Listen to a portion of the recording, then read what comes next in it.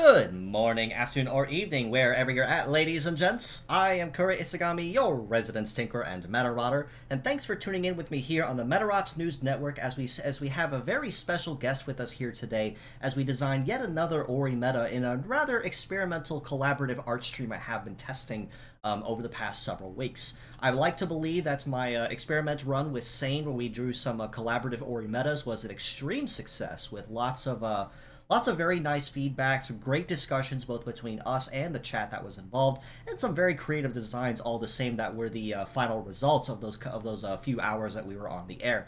So much like it is here, I do have yet another one planned where we're going to be trying this out for just a little while, and maybe have one or two more down the pike to keep trying with. But that is neither here nor there at this time being.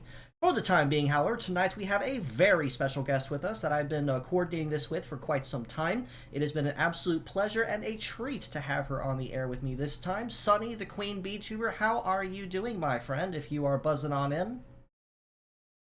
Cheerio, everybody! Cheerio, cheerio, can you hear me? Welcome, welcome. I can hear you just fine, Sunny. Thank you so much for gracing your presence here on the MNN tonight, or in this case, I should say morning for you over there. How are you doing today? I'm doing great. I hope everybody is doing well.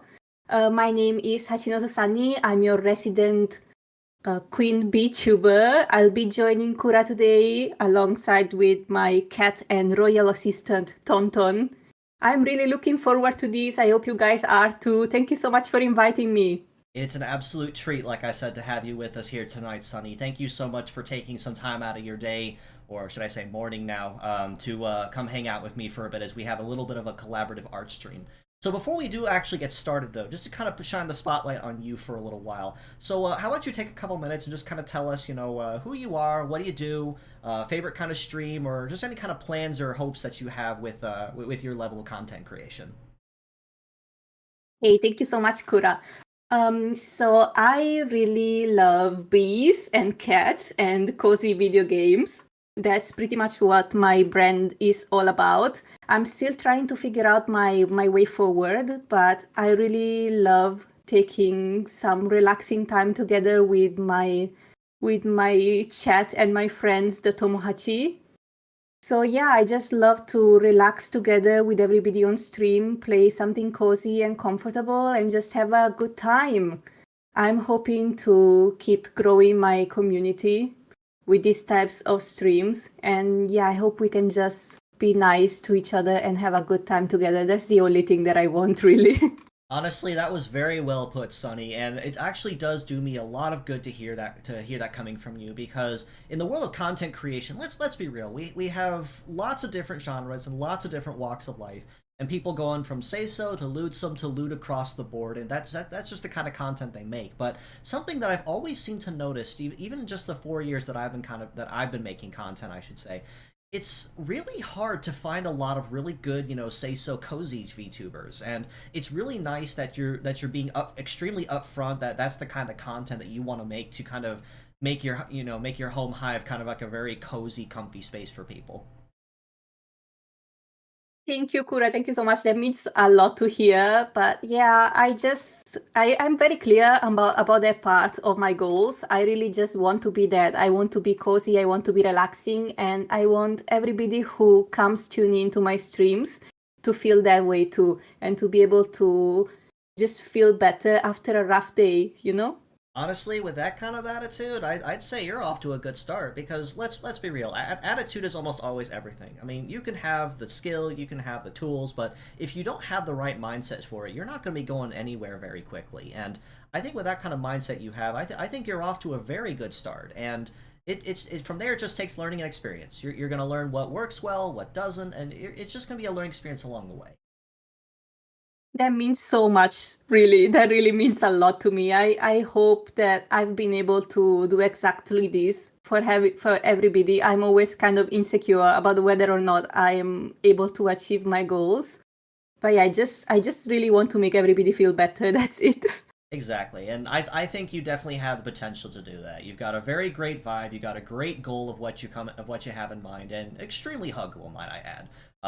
I think you definitely are off to a good. I think you're off to a very good start. So, with you being here today, today, whenever time zone's lovely, on the MNN, I think we have a little bit of some arting to do. So, with that being said, just to kind of bring the chat up to speed on what Sunny's been working on the meantime. As we set up for this art collaboration, I gave Sunny a very special assignment, and for those that tuned into my last collaborative Orimeda stream with Sain, I explained the same rules. But to explain them here for simplicity, before the stream time, I had Sunny play around with my random Metarot kit generator that I've been continually working on and developing over the course of the last couple years. This was a tool that I put together and worked on as a way to kind of help artists and fans of the series kind of jumpstart the creative juices. So we have a lot of people during contests that say, oh, I have a great idea on what I want to make, but I don't know how to visualize it, or I don't know what it should look like or what it should do. Well, that's no longer a problem. With this generator, it'll spit out 3 random skills, a leg type, a leg ability, and then a drop down that also gives you a possibility of different themes that you want to put toward it. So definitely lots of different ways that you can come up with some very creative and original ideas after hitting randomize a good few times. Sunny here is most certainly no exception, as she certainly had a lot of fun with the generator in the few days leading up to this. Let me go ahead and pull that up here. We can look over all of those results. But before I do that, since the stream isn't so quiet all of the whole time, let me go ahead and get my stream playlist up and running. And then, usual rules as before, if it's too loud or too quiet on the streams, just let me know and I can make modifications to the volume. Now with that's on the mood, now that that's on there to set the mood, let's go ahead and get this started. So Sunny, you had, based on what I was looking at here, 4 different ideas that you wanted to bring to the stream that we could kind of refine. Did you have a lot of fun with the generator? Yes, that's correct, yes. What were your thoughts on the generator, essentially, when you were playing around with it? Okay, so first things first, I wanted to say hats off to you, Kuura, because this is a really, really useful tool. I think the Medarot community is going to really, really benefit from this. I know you guys have had this for a while, but even though I'm not from the community, I had a lot of fun looking around, and I was really surprised by how many types of motifs there were for me to play with. In the end, I managed to settle on something that I liked, but I played with this about 50 times. I just got really into it at some point. So yeah, I think this is really well made and really useful. So I just wanted to say that. Thank you for making it. Well, that's on behalf of everybody. Well, that's the exact reason why I did it too, is because I've actually hosted a lot of art contests in the past on the official Project Rising Beetle Discord. And the most common issue I've heard with a lot of people is, I know what I would like to design, but I don't know how to draw. Or, I have the art skill, but I don't know what to draw. Well, this tool was basically designed to kind of see a need and fill a need, so to speak, and kind of help people bring a visualization of what they were wanting to do. So with that being said, without further ado, let's go ahead and drop down the first result that you had set up for us here. While I'm doing that, let me go ahead and actually open up a canvas, just so we can actually have something to write on. Let me see here. But yeah, Okay. in the meantime, I'm just going to say I think it definitely does feel that need that you were talking about. I think he really does his job very well done. Yeah. Yeah, and just keeping up to date with it's the tricky part, because every time they announce a new skill, I have to wait until patch day to figure out what it does and get all the information. But okay, so the first result that you had here that you brought to the stream is an insect-themed motif with a kit of, and I'm going to write this down here too while I'm at it. Let me see. Okay, just pop that on here. Test. Okay, that is not the color I want. Let's fix that. There we go. Okay. Test. Okay. So option 1. Yes. Okay. I can kind of go ahead and explain why I picked this one, if you would like. Okay. Give me just 1 second here to kind of list all these out, and then we can kind of go over them. Okay, so the first option we had was an insect theme with melee guard 300,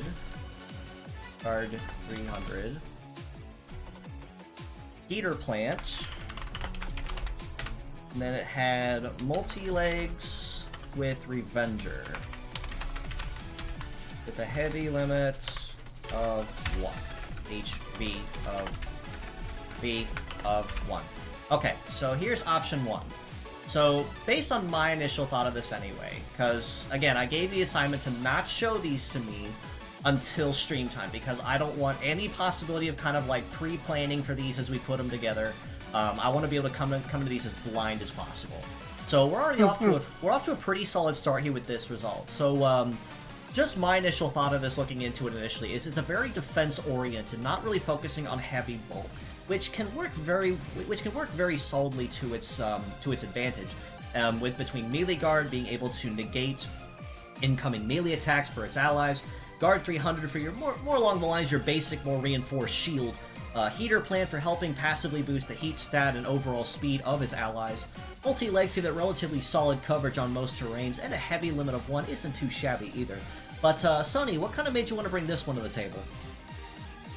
Okay, so every BD has probably figured out by now that I am a Queen Bee, right? And as Queen Bees, we have a Royal Guard, which is probably not a very good and clever reason, but it just kind of resonated with me. When I saw all the guard parts, I was kind of like, yes, I don't know about you, but yeah, I thought, wow, this one could actually be something, you know? Yes, and it's definitely a very unique thing. Revenger is probably something in this case that you won't see used immediately, but it's still going to be something relatively solid that you can put to good use once it does come into effect. It's like emergency health insurance more than anything else. So definitely off to a very solid start just with this first one alone. So we have plenty of good options here with this one that we can make good use of. So with the second option, separate box, please. Work, please, thank you. Alright, punch this down to 15. Okay, so option 2. Alright, so let me box just so it's here. Alright, so option 2, let me make sure I have this looking up on stream properly. There we go. Alright, option 2 also has an insect theme, with a kit of Ghost Claw, Desperate Tea, and in this case I might downgrade this to just regular Desperate, since the T and C skills were kind of specialized, but it still effectively does the same kind of skill in this respect. Hypercharge Drain.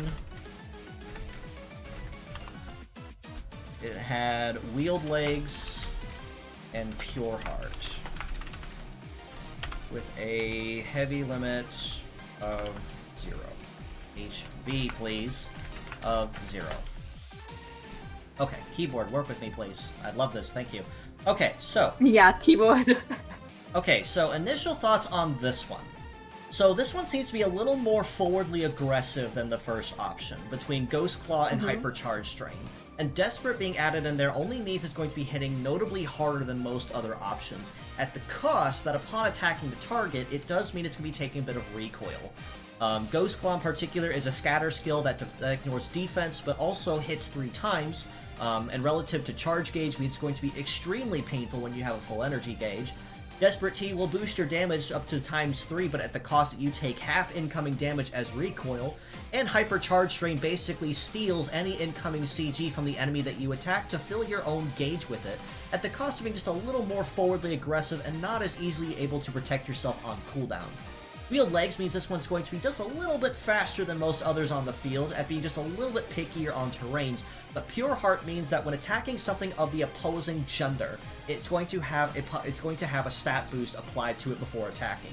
And with a heavy limit of 0, this one does not like packing on any weight at all. So, Sunny, what were your thoughts on this one, specifically, when looking over all the options? Okay, so basically for the first one, I went very much the tank route, so I thought that for the second option, I will try and go nuke instead. Since, as you mentioned, this one is going to be a little bit faster and is going to hit a little bit harder, I thought it might be kind of like a difficult one to remove at first, and it's going to be the type that does a lot of damage in a short period of time, and then kind of leaves for something else kind of type, you know what I mean? Right. And actually this one works out pretty solidly, because Hypercharge Drain being able to steal charge from enemies will feed directly back into Ghost Claw, making it a very powerful attack after a few good swipes. At the requirement, of course, that it's kind of under the assumption the enemy has charge that you can steal from. But that still doesn't stop it, though, because once it does have a good charge, it can still bolster it with Desperate and really make sure it's hit last. The only real problem that you'd have to pay attention to with this one is the possibility of it going suicide on you, because Desperate, unfortunately, does not render things down to 1 HP as an emergency. It is capable of it self-destructing things if it takes too much damage. So, that being said, even if it means this one is going to be hitting extremely hard, there is a possibility that it will be basically suiciding in order to do so. It's a high risk, high reward kind of situation, right? Exactly. Just don't make this one your team leader, because that will end in that will end in an automatic loss. I've seen this happen before accidentally. It's not fun. Yeah. I see. Wait. The way that I see. Wait. Why did I lose? I knocked him out. Yeah. Well, your leader got knocked out too. Oh, okay. That makes sense. Yeah. That makes a lot of sense. The way that I was thinking of it is this could be kind of like the thing that you put in first. You know, like not exactly the leader, but you know, the front guard, the avant-guard a little bit, you know, like get as much damage in as you possibly can, and then when this one is gone, you kind of like switch to another strategy behind. Gotcha. Okay, I can kind of see where you're going with this one. Not bad. Alright, so the third one that you had here, I'm gonna have to zoom in on this just a little bit. There we go. Alright, so the next couple here, you said you wanted to kind of hodgepodge yourself after playing with the generator a few times. Is that correct? Yes, actually the third one that we are about to see, it was still spat out by the generator. I just forgot to take a screenshot on the generator because I was already playing around with settings on my words, so I kind of copied it and then forgot to screenshot it. Yeah. Gotcha, okay. Alright, so option 3 here, we're looking at another insect motif. I think I'm seeing a particular pattern here. Yep. So we have a kit of anti-air, tornado, I'm liking where this is going already, Mega Gatling, and then it has flight legs with emergency, and then a heavy limit also of 0. Okay, so out of all 3 entries thus far, this one is definitely extremely synergetic as well. Anti-air and tornado are a extremely common pair that you see in current competitive meta, as it's a very easy way to basically shoot and sweep just about anything in its path, especially given the fact that that times 7 damage bonus anti-air gets is absolutely no joke. Mega Gatling is definitely going to be a very safe option for conventional damage if you find out you can't tornado anti-air something very easily, and the leg ability of emergency is also a really nice life insurance policy as well, to make sure that if things start breaking, it's going to start panicking and kind of start doing things better and more efficiently. Okay, that makes sense. So I definitely like where this one's going. I think this one's going to be one of my favorites so far, but we're going to definitely be talking about talking over all of them here once we have all the entries. And honestly, just between these 3 alone, you came up with some really good ones, honestly. Like, normally I'm sitting at my generator just hitting the click button like 50 times before I come up with something. I'm like, oh, this one's not bad. And then I click again and forget all about it. Oh, the thing is, I actually did play with it about like 50 or 60 times or something. This one was one of the earlier ones that got spat out, but the other ones were kind of like later ones. I tried to pick the ones that looked like they had the most synergy with it, but I definitely didn't use it a long time, so yeah. Honestly, you found some really good ones so far, just based on just the 3 that we have here alone. And then the last entry, this is the one that you said you hodgepodged, based on what you wanted to try out. Okay, so this last entry, if I'm pulling up a new thing here, I think it's probably not going to be meta viable or anything, because they also, I don't think they go together at all from the document that you provided me with, but I just followed my heart and I did what felt right. And that's what's kind of situation. That's what's most important with this, you're just having fun with it. Alright, so with this one, it is also an insect motif, so we're definitely going to be going a lot of Buggy Boys this time around, with a kit of Meta Rose, Precognition, Bug, Multi-Legs, and Trigger Happy. And also had a heavy limit of 3. So this one's definitely going to be a very heavy artillery type. So my initial thoughts on this one. I definitely can see where it's going with it. And let me actually double check a couple things too while I'm at it. Let me see here. There's so many skills I've actually had to go review over the time. I have the time to check, don't know which one is without looking at it. So let me see. The scattergun powder. I definitely had to check multiple times here. Scatter a gunpowder skill that ignores defense and inflicts fire and wave. Okay, yeah, so that's definitely a very high artillery attack. Definitely a lot of very high power that what we could do with that one. So my initial thoughts on this one is Meta Rose is definitely a very strong, very forwardly aggressive attack. Precognition also is very solid as it grants 3 support skills at random, or 3 support buffs at random to the entirety of the party. Bug is also really good for turn skipping, so if you manage to outrun the enemy to the line, and you catch them just barely there, you can have them turn around and waste their turn, which is really great for buying yourself some time. Multi-legs, much like it was with the first one, means it's going to be very solid with overall terrain compatibility. The leg ability Trigger Happy might be just a little weird in this case, though, because even with Meta Rose being considered a gunpowder type skill, because it's considered a special skill, I really don't know if it's going to synergize all too well. But if it's used, say, as a mixed set with something else that's equipping a shooting part, then it can absolutely capitalize on it. But with it also being triple heavy means it can definitely capitalize on some heavy weight, which means slightly higher power, slightly higher specs, just a little bulkier.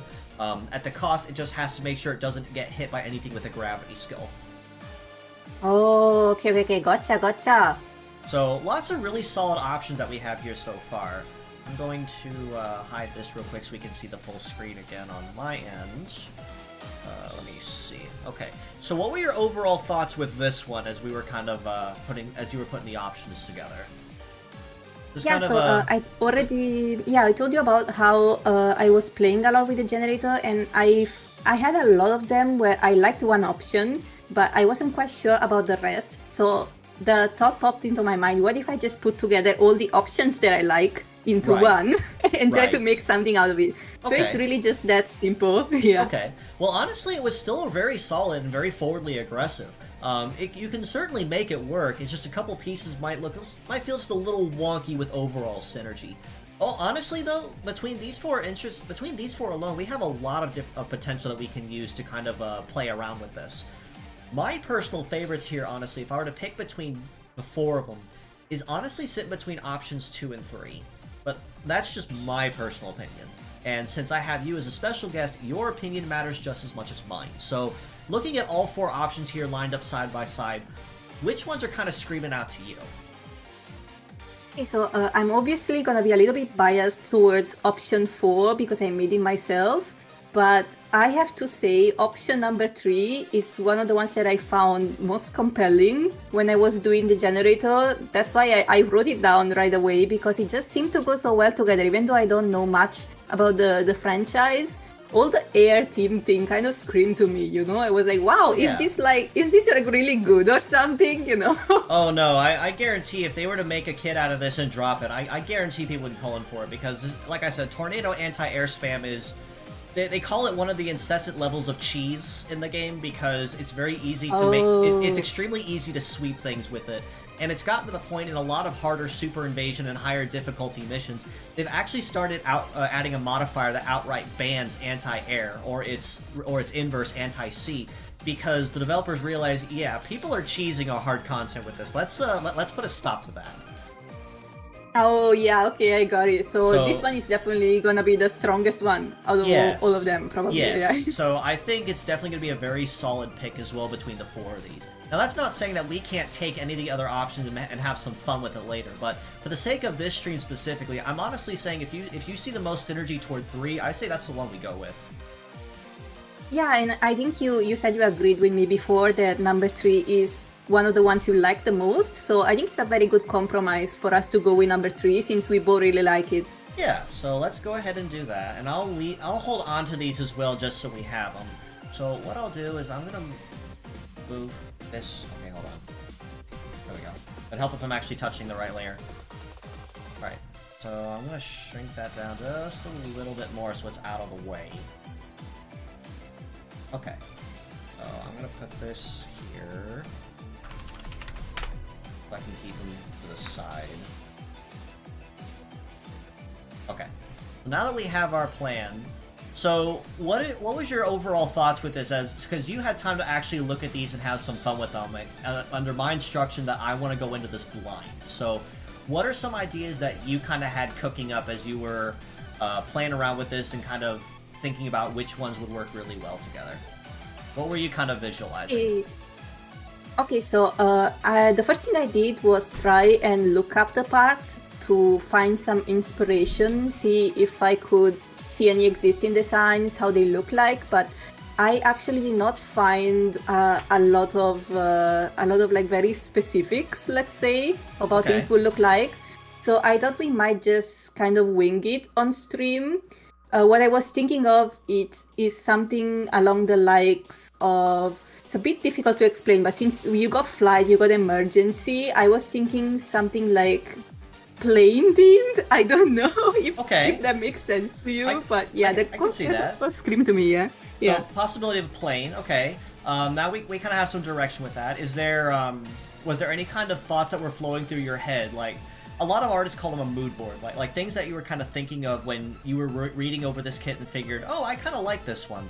So, that's what I'm kind of asking is what kind of visuals were floating through your head with it? Okay, so definitely the plane thing. I was also thinking that we could incorporate some kind of bug insect elements into it. So since this is going to be mostly a flight design, I think we should definitely have some insect wings in there, maybe some antenna, you know what I mean? Okay. Any kind of insect or theme in mind that you were considering with that? Because especially with the insect theme motive, we have a lot that we can play with. Yeah, so I was thinking about dragonfly. That's what jumped out to me the most. I think that they might fit the theme, you know? Yeah, definitely. Let's do because there actually are a couple of dragonfly types that do exist currently, so we definitely have plenty of inspiration we can build from. But to make this one unique, let's do a little bit of a Google Foo search real quick and see what kind of different types of dragonflies we could play with. So let's look. Dragonfly. The good thing about dragonflies is that they also got a lot of different colors. They can be very, very colorful. Yes, definitely. I can spell correctly on YouTube, that'd be on Google, that'd be great. Noctis Kuzanoa says, creating Metarots. Yes, indeed we are. Thank you so much for stopping in. Right now, Sunny and I have decided on a theme based on the 4 ideas she brought to the table. So now we're just kind of working on what kind of what kind of visualization we could consider for this. Yeah, if anyone has any ideas, we will be happy to hear it too, right, Kuura? Oh yes, if there's any feedback from the viewers, absolutely throw it in there. We can most certainly try to make something happen. Let me see. I'm just doing a brief Google search as well to kind of see what different types of dragonfly types that we could look at. Let's see. Common dragonflies in here. Let's try this. Let's see. This one's definitely going to be pretty high flying because it has no heavy parts and flight legs. Means it's definitely going to be focusing a lot on speed and evade, which definitely works well in its favor. Yeah, and I thought it just matches dragonflies so well because they are so fast. They are so fast. Oh yes, definitely. Let me see. No, we don't have a particular theme just yet. We're just kind of looking around to see what kind of dragonflies we can do. Because dragonfly types do actually exist canonically in Metarots so far, but we want to make this one stand out. We want to make this one say, okay, well, what makes you different from Dragon Beetle, the original type, or even CD King, who came much farther down the line? What sets this one apart, especially visually? Let's do some look-sees here and see. And if you come up with any as well in your searches, Sunny, by all means, throw them out there. Yeah, of course. I wanted to ask you actually for the ones that we already have in the franchise, do they have any specific color schemes that they follow? So if you look up Dragon Beetle, it's a very common yellow type with green accent. And then another design that's most well-known in it is CD King in the same line, who is black-white with green eyes. Oh, okay. So we have plenty of different ways that we could take this. Yeah, so I was thinking at least color-wise, maybe we could go a more traditional dragonfly route, could go maybe like a nice blue color with some pinkish red hues on the wings. Okay. Let's see. If I can find something.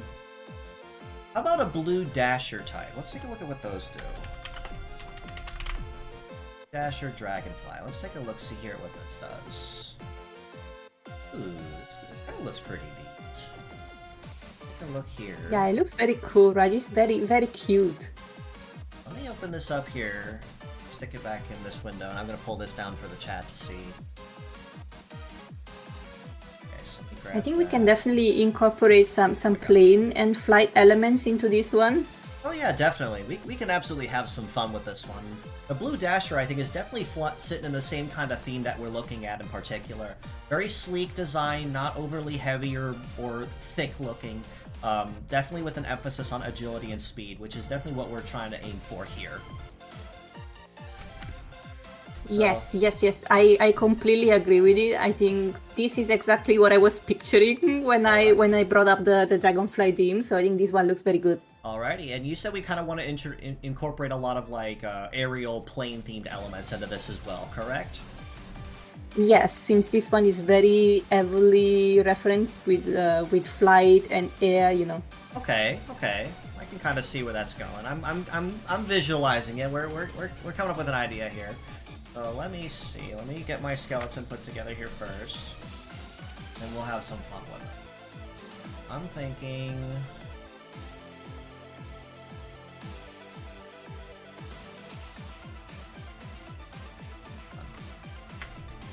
Let's see. I'm really looking forward to see what we're gonna design.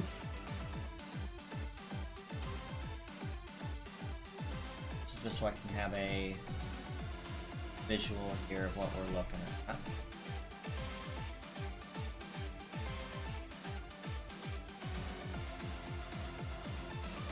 Okay, so what I'm thinking so far, just kind of tie in some like aerial themes. Let me see. Look at chat as well. Well, he's gonna be fast, but about the weapons, thinking about melee weapons. So we actually already have a kit set up based on what Sunny brought to the table. It's gonna be very largely long-range oriented, which absolutely will tie into its theme as a high-speed dragonfly. What I'm figuring as an idea is... I gotta move this up just... Go. Is maybe something along the lines of kind of some slimmer, smaller feet. Maybe something along the lines... Let me actually figure this out a little more. Kind of like that. But then for the back, we could consider like a really long, kind of like a dragon tail kind of, dragonfly tail kind of idea. Yes, that sounds really good. I agree with you completely. So I'm kind of down to there to about a bulb. Then do the wings. Ooh, there's a lot of different ways we could do this. We can try. What about if for the wings we did them kind of like, yeah, horizontally a little bit, and yeah, we made them look like more like plain wings? Yeah, I was thinking something similar to that too, but I was thinking is we would put one pair of wings on the shoulders, and then put one more down here at the base, at the back of the torso. Oh yes, I think that works. That's a pretty good idea, yeah. Something kind of like that, to kind of really help it stand apart, to kind of really help it stand out. It's looking good so far. It's looking good already. Well, just to kind of put an idea to paper, we're gonna be refining it a whole lot better as we progress. Hub, I do see you in my chat. Welcome, welcome. It is great to have you. What I'm figuring as well for the head. Welcome, hello. Let me see. Let's try. I have a couple of ideas in mind. What we could try is maybe kind of hear me out and see where I'm going with this. Is a like a visor kind of idea here. With a tube that connects down to the torso, kind of like an oxygen mask for a pilot's helmet.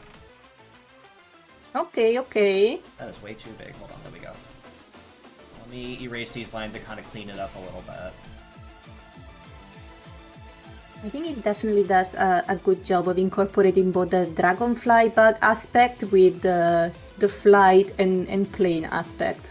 Let's also add an antenna to one side too. This will help it stand apart. I like that.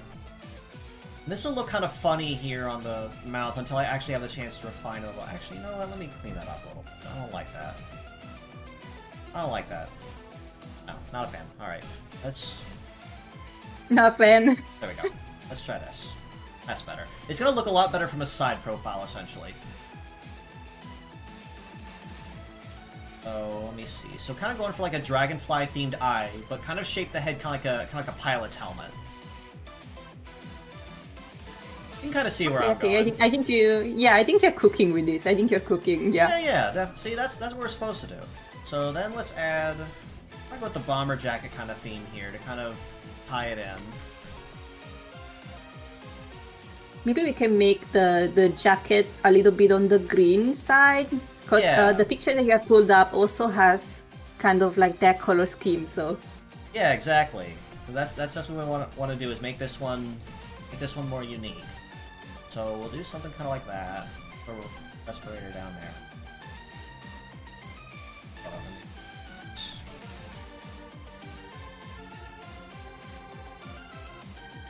I have a feeling that this design is going to have a lot going on. Well, once I actually have a chance to sit down and refine it, I'm going to clean it up a whole lot. Right now we're just putting ideas on the board. Yeah. It's looking already pretty original so far, in my opinion. Not that I know a lot, but yeah. Actually, you know what? I don't really like that antenna. Let's take that off. I don't like that. That's what a brainstorm board is for. Hold on. It's out with you, antenna. Nope, not needed. Maybe later. Okay. Okay, so I'm kind of picking up where it's going. Let's add. There we go. That's a little better. All right, arms. What skill that allows to steal energy from the enemy? Okay, let me see. What I'm figuring of as well is when we get to the tail, I kind of like the idea. There we go. Just kind of throwing an idea out there. I kind of also like the idea that we could actually make the tail more plane-like than dragonfly-like, and kind of hybridize both the themes. Yes, that's what I was thinking. We can make something exactly like a plane, you know, like the three prongs, or something similar to that. I like that. So, you know, yeah, we can make it even more obvious that, you know, this is something air-themed, this is a plane. Right. So the big catch we're going to have now is what we do with the weapons. So it has anti-air on the head, which we kind of already have a head design settled on. But it has Tornado on one arm and Mega Gatling on the other. So, let me think. What could we do with that? We could do maybe... Looking at the body of the Blue Dasher again, as a possibility, we could do maybe like a... kind of take the hand off and make it like a wind generator. Kind of like a turbine. Yeah, I think for Tornado, I was thinking of something similar. I mentioned before that I was trying to look up the names of single things. I couldn't really find many references of what it's supposed to be like. So is it okay if we kind of come up with our own thing, or does it have to be, you know, a specific design that already exists? I mean, if we can come with something more original, that's perfectly fine too. But since we have a theme already, it's helping as well with putting the design together and kind of realizing it. I'll look in this body design. Yeah, I was just wondering kind of if there are any guidelines that we need to follow for it to be that kind of weapon, or if we can just design it to look like whatever we want. We can realistically do whatever we want with it. There's no rule that says a weapon has to look kind of like this. Like there's like 100 different ways you can craft a sword, for instance, and no two are gonna be the same. So there really is no rule over that. My idea I was thinking of, as we're kind of still putting it together, is maybe kind of emulating the body of the Blue Dasher, and then building a turbine into it or something. Yeah, okay, that sounds good. Just kind of figuring. We could have something like, you know how sometimes in you know, like many different franchises, I don't have one example right now, but they have those thin arms, and they have the part in front kind of come out, and then it becomes a turbine. The air starts getting sucked from there. One idea I I'm don't know if you thinking have of the mental image. One idea I'm thinking of too that we could try. Because I'm looking at the design of the theme of the original Blue Dasher too, and I want to try to incorporate those spindly legs into something. So hear me out. What if we do kind of like a split saber design? So maybe something kind of like this initially, but then when it goes to actually use the tornado attack, it'll open to like 4 different blades and spin really fast like a propeller. Oh, okay. So you're thinking of going instead of like the suction kind of thing. You're thinking of going just spinning a lot. Yeah. Create a proper tornado. I think that's a very good way to do it, because I mean sucking is not exactly a tornado. So yeah, I think that's better. Yeah. So let's do that.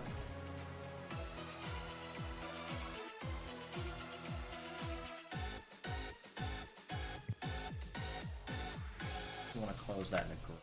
Have some fun. So I'll get to I'll redefine that when I get to it. Then for the other hand, The other one is supposed to be some kind of a gun, right? Right. Maybe like a short range, kind of maybe like a short range Vulcan or a pistol or something. Yeah, something that the little Medarod could use when it finds itself in a bit of like a closer range. Maybe someone suggested in chat earlier about melee weapons. It's not exactly going to be melee, but something that can be used when the tornado fails because the enemy is too close. Right. So maybe we could do... I actually like the idea of making this one kind of more rounded. I don't really want to make this one like really have a lot of really sharp lines. What I'll do...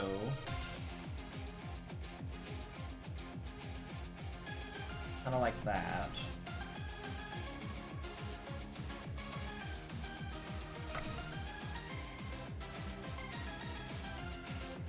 Yes. Should we go for this one with a gun design or some sort of a cannon, perhaps? Does that matter?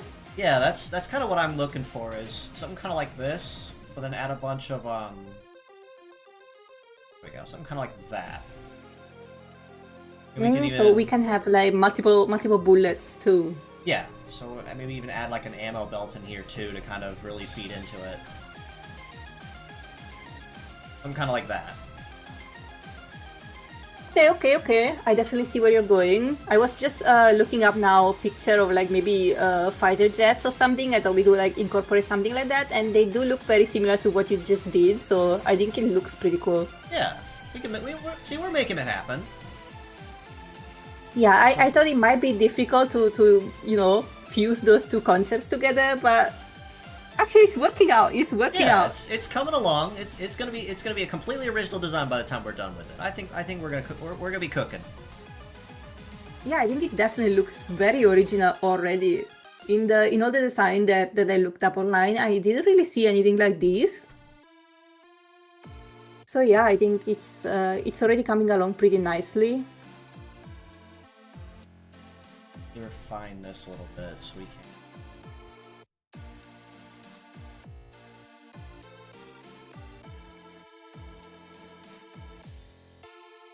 Add a little bit of a boot design here, but I'm gonna make like a pseudo foot kind of thing.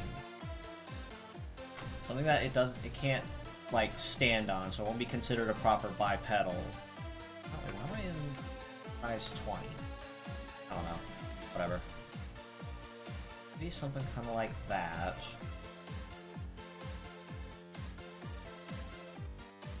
Okay, because we want him to be like flight, right? Yes, exactly. So it's not going to be a proper foot. It's going to be like a kind of like a bent foot to kind of built for streamlining.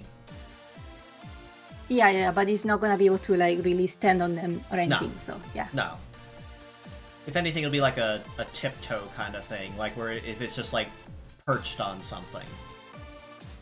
And I'll like a dragonfly. Yeah, I'll tell you what, I'll refine that here. Hold on.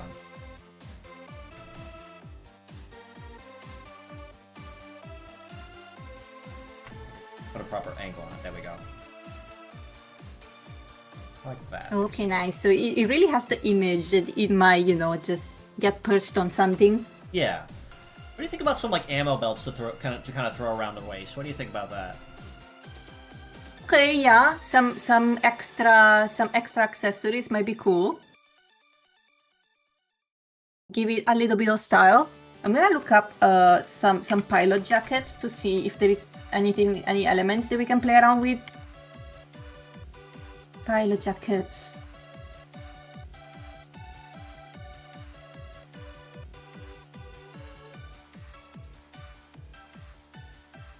I don't know, I'm kind of liking the direction we're going with this. We could even give it some kind of badge on the jacket.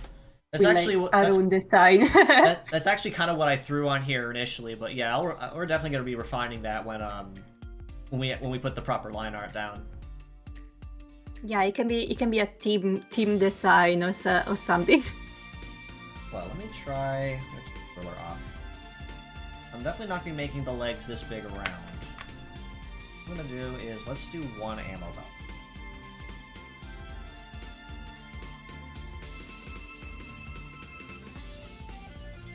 Hold on. Do that one.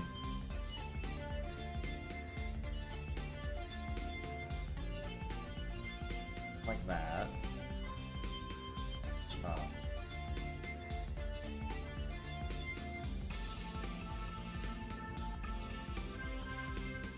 I think that's pretty good for an accessory. Not too heavy, I think, because our unit is not really going to be able to stand much Correct. weight, right? Correct. Because of the HP limit. Yes. Honestly, I think we're definitely pulling something off here.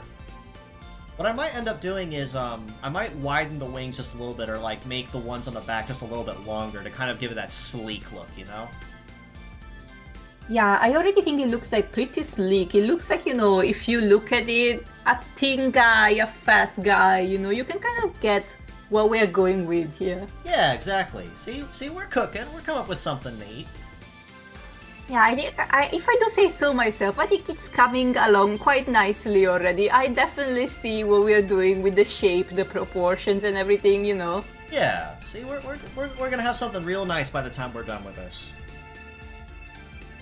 All right. So now let's have some fun with it. So, I love the symmetry tool. It makes things so easy. Yeah, I can imagine, especially for designing this type of thing, it probably comes in handy, huh? Oh yes, very, very handy. I don't know you, but I'm really bad at drawing things symmetrically by myself. So yeah, I think this is a very good tool for this type of purpose. What kind of art programs do you use? Oh, I use Clip Studio. Nice. In that case, this is a great little like demonstration of different tools, if you don't use them or have thought about them before. Yeah, usually since I don't really draw things that are supposed to be super symmetrical, I don't use it a lot.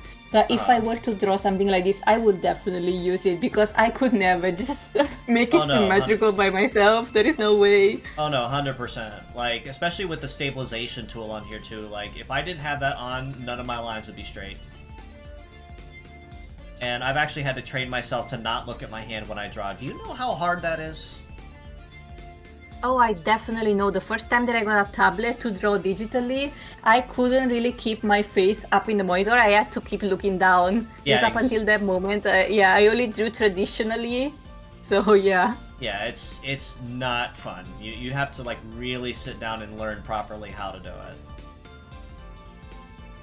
I watched a lot of beginner videos at the time. And that's something that they mentioned so much. And it's so true. You have to just, keep that in mind. You have to retrain your brain with drawing. Yeah, I'm not really coming up with the English words right now, but in Japanese it would be ishikisuru. So you have to really like pay attention to that, Yeah, exactly. Let's see. That's so fun. It's shaping up. Our helmet, it's shaping up.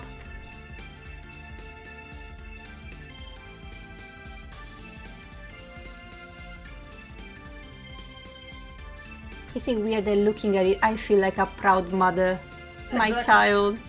See, that's the benefit to drawing, though, is the fact that you can come up with all these unique things, and as you're putting them together, you have this kind of bond, you know, this attachment to it, saying, I made this, look at it. Yeah, that's our little child over here. So cute. We're gonna be having some fun with this thing. Okay, so... You know I am biased, but this one is the cutest one out of all the Medarots. Already is the cutest one. I definitely could show a few as well, but no, it's always going to be a charm to the original designs, because there's so much more time and effort that goes into making them, and figuring out how things go together, how they work, and even refining the design too as you do it. You're going to always go back and look at it and go, well, I could probably do this different. Yes, I definitely understand where you're coming from. I think it's also a different mindset when you draw things yourself and when you see things drawn. Sometimes if you are just consuming the media, you're not going to realize the amount of effort that goes in it, or yes, the details that are on it. Sometimes you can't really get into the mindset of the artist and think about why they put something there, you know, what the meaning was. But when you're drawing it yourself, you're really aware, right? Yes, exactly.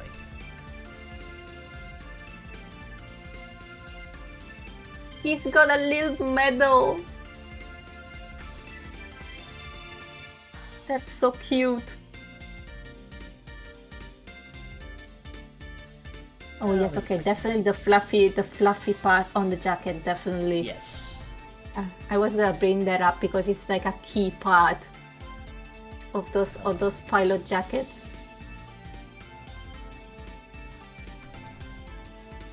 Let's seal this up a little.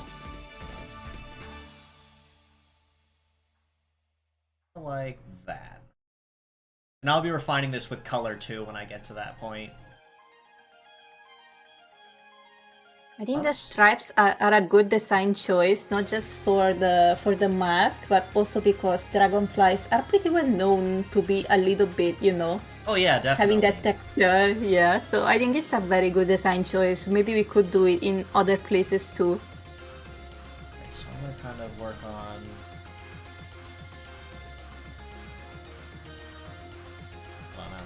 Let's go. Try this again.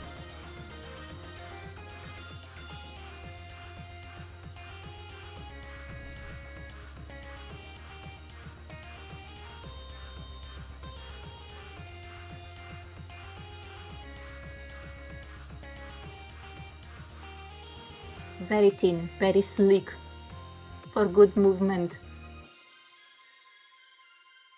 Like that for the waist. That'll be what we build on. Make it a little bigger though. I gotta match with it.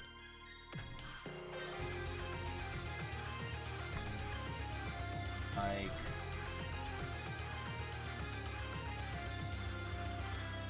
that's better. That's what I'm looking for. Yeah, okay, that looks good. It's still pretty thin. But Yeah, that's that's what I want to try to pay attention to with as well. We gotta try to focus, you know, aim for agility and speed on this one more than bulk. There we go. So as we're kind of working on other discussion, just kind of curious, what got you into the big into the VTubing gig? Like what inspired you to kind of want to make a model and be the sunny VTuber? Oh, okay, that might be a little bit of a long story and perhaps not that interesting. I mean, but hey, maybe I could start. we got time and a half of days while we're working on this, so you don't see any of us going anywhere. Yeah, that's true. That's true. I could start with talking about how I even like found out about VTubers, perhaps. So some people may know that I am a big fan of the Love Live series. Okay. And what Love Live is basically idols, to put it in short. It's a Japanese franchise of school idols, so basically high schoolers who have a club where they make music and they dance, they sing, and all that jazz. Okay. And since it's a little bit similar to what VTubers do, at some point there was kind of an overlap of fandoms. So people who were into the Love Live fandom started, following Hololive or Niji Sanji, whatnot, Mm-hmm. So that's how I found out in the first place, because a few of my friends got into Hololive specifically. I mean, it's a great place Since to you know start. it was like a little bit of a similar concept, but I kind of knew what it was a little bit, but I didn't really pay attention to it too much. I knew specifically the English side of Hololive, Meet, like for example Ina or Ame. They were some of the more popular ones. But then I met my roommate when I moved to Japan, and she's a really big Ina fan. So she's the one who kind of introduced me to the whole VTubing thing. And she kind of told me, to be honest, at the start, they're like, oh, you are a little bit similar to this girl. So I kind of got interested in it. I was like, okay, let's see it. And hey, I don't know,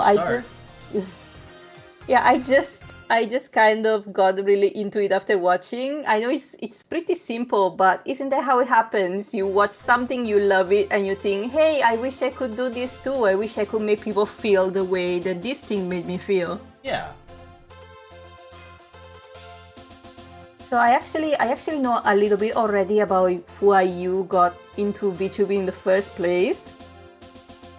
But can we hear it? Can we hear it again? So what I did, how I got into the content creation gig. Well, I mean, realistically, I mean, I see all these posts every once in a while of people talking about, like, who's their Oshi, like what inspired them to, like, want to get behind a camera and put a, create an avatar of themselves, to put out there. And I actually don't have one, being completely honest. I knew it was a thing. I've seen that VTubers were a very big thing, because I first heard about when Keys and I first hit the scene. So I've seen it kind of develop through the years. But the longest time, in my career, I'm not gonna call it career, but lifetime as a meta-rodder, I've seen that there's really not a lot of content around people actually talking about it. Like, there's no... Every once in a while you might see a comment on, like, a game coming out, or a translation, or an anniversary, but there really wasn't anyone talking about the series actively or playing any of the games. And even the few games that you would find are all ones that have already been played before that you've seen. For instance, the few localized titles that we have, which is great, but they kind of get boring after a while, because that's all everyone talks about. So after realizing that content creation and VTubing was a thing, I kind of already had a character in my mind that I was working on and playing with, but I never actually did anything with it until I started commissioning a friend of mine who worked on some art for it. And then I realized, you know what? Why not? I have this art I actually managed to put together from a while ago. So let's try it. Let's do a trial run and see how it goes, and I'll just play it by ear from there. So I voiced a couple of test episodes just to kind of see how it would do, and I kind of had some fun doing it. So when I got to that point, I realized, I could probably do something out of this, because originally I was only doing I'm just gonna call it the meta news, for lack of a better term, strictly in the Discord server, where I would do a weekly ping with kind of all the highlights of what was being talked about on the official channel. So who was coming out that week, what did they do, who to expect, any events that were incoming, and that was kind of it, just kind of like some overall thoughts. But that was about the extent of it. And I should also preface this by saying this was also during the point where Discord even on Nitro, only let you have 2,000 or 2,000 or fewer characters. So it got really tricky after a while. But when I got to that point and realized, yeah, apparently VTubing's a thing, I'm like, let's record an episode and see how it works, and I'll play it by ear from there. And well, here I am, almost 4 years later, still doing it. So apparently I did something right. Yeah, such a long time. Congrats, by the way. Thank you. But essentially the core of the argument was nobody was doing it, and if nobody was doing it, despite me having the idea, then it was never going to get done. So I just decided one day, well, if no one's gonna do it, I may as well. So I founded Yeah, the that's so I founded the Medarot News Network, and well, here I am. yeah, that's kind of where your slogan comes from, right? That if no one is going to cover Medarot news in the West, then I'm going to do it. Yep. Yeah, right. Exactly. That's I exactly think where it it's came a from. really it's a really good idea, and it's a very good way to let people know about things that they probably wouldn't know about. There's probably so many fans, right, who just don't know how to get news about it, or people who might get into it if they just knew a little bit more about it. So yeah. Exactly. But the problem is, there's no media format to find it, though, because no one's talking about it. And that was the really big problem that I noticed in a lot of places, is you might hear something every now and then, like say, oh, I remember, hearing about Metubi, but that's about as far as the discussion led, because there was no conversation. There was nothing about it. So as a result, that's kind of where everything kind of fell flat. And I decided when I did that I'm gonna fix it. I'm gonna start talking about it and putting it out there in space and making it so that it can't be ignored. Yeah, look at you now. Well, at least I like to think I'm going somewhere anyway. Yeah. I'm sorry. Can I go for a second? I think someone rang my doorbell. Sorry. Yes. I'll be right back. Sorry. Alrighty. Brief intermission from the Queenie Bee. Alright, well, that. Doing a side profile of this too. I get to this point.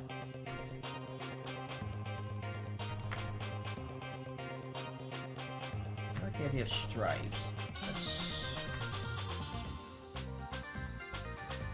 do like this, kind of like an emulated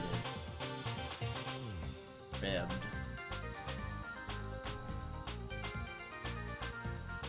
Okay, I'm back. Sorry for the interruption. The Queen hath returned. Welcome, welcome.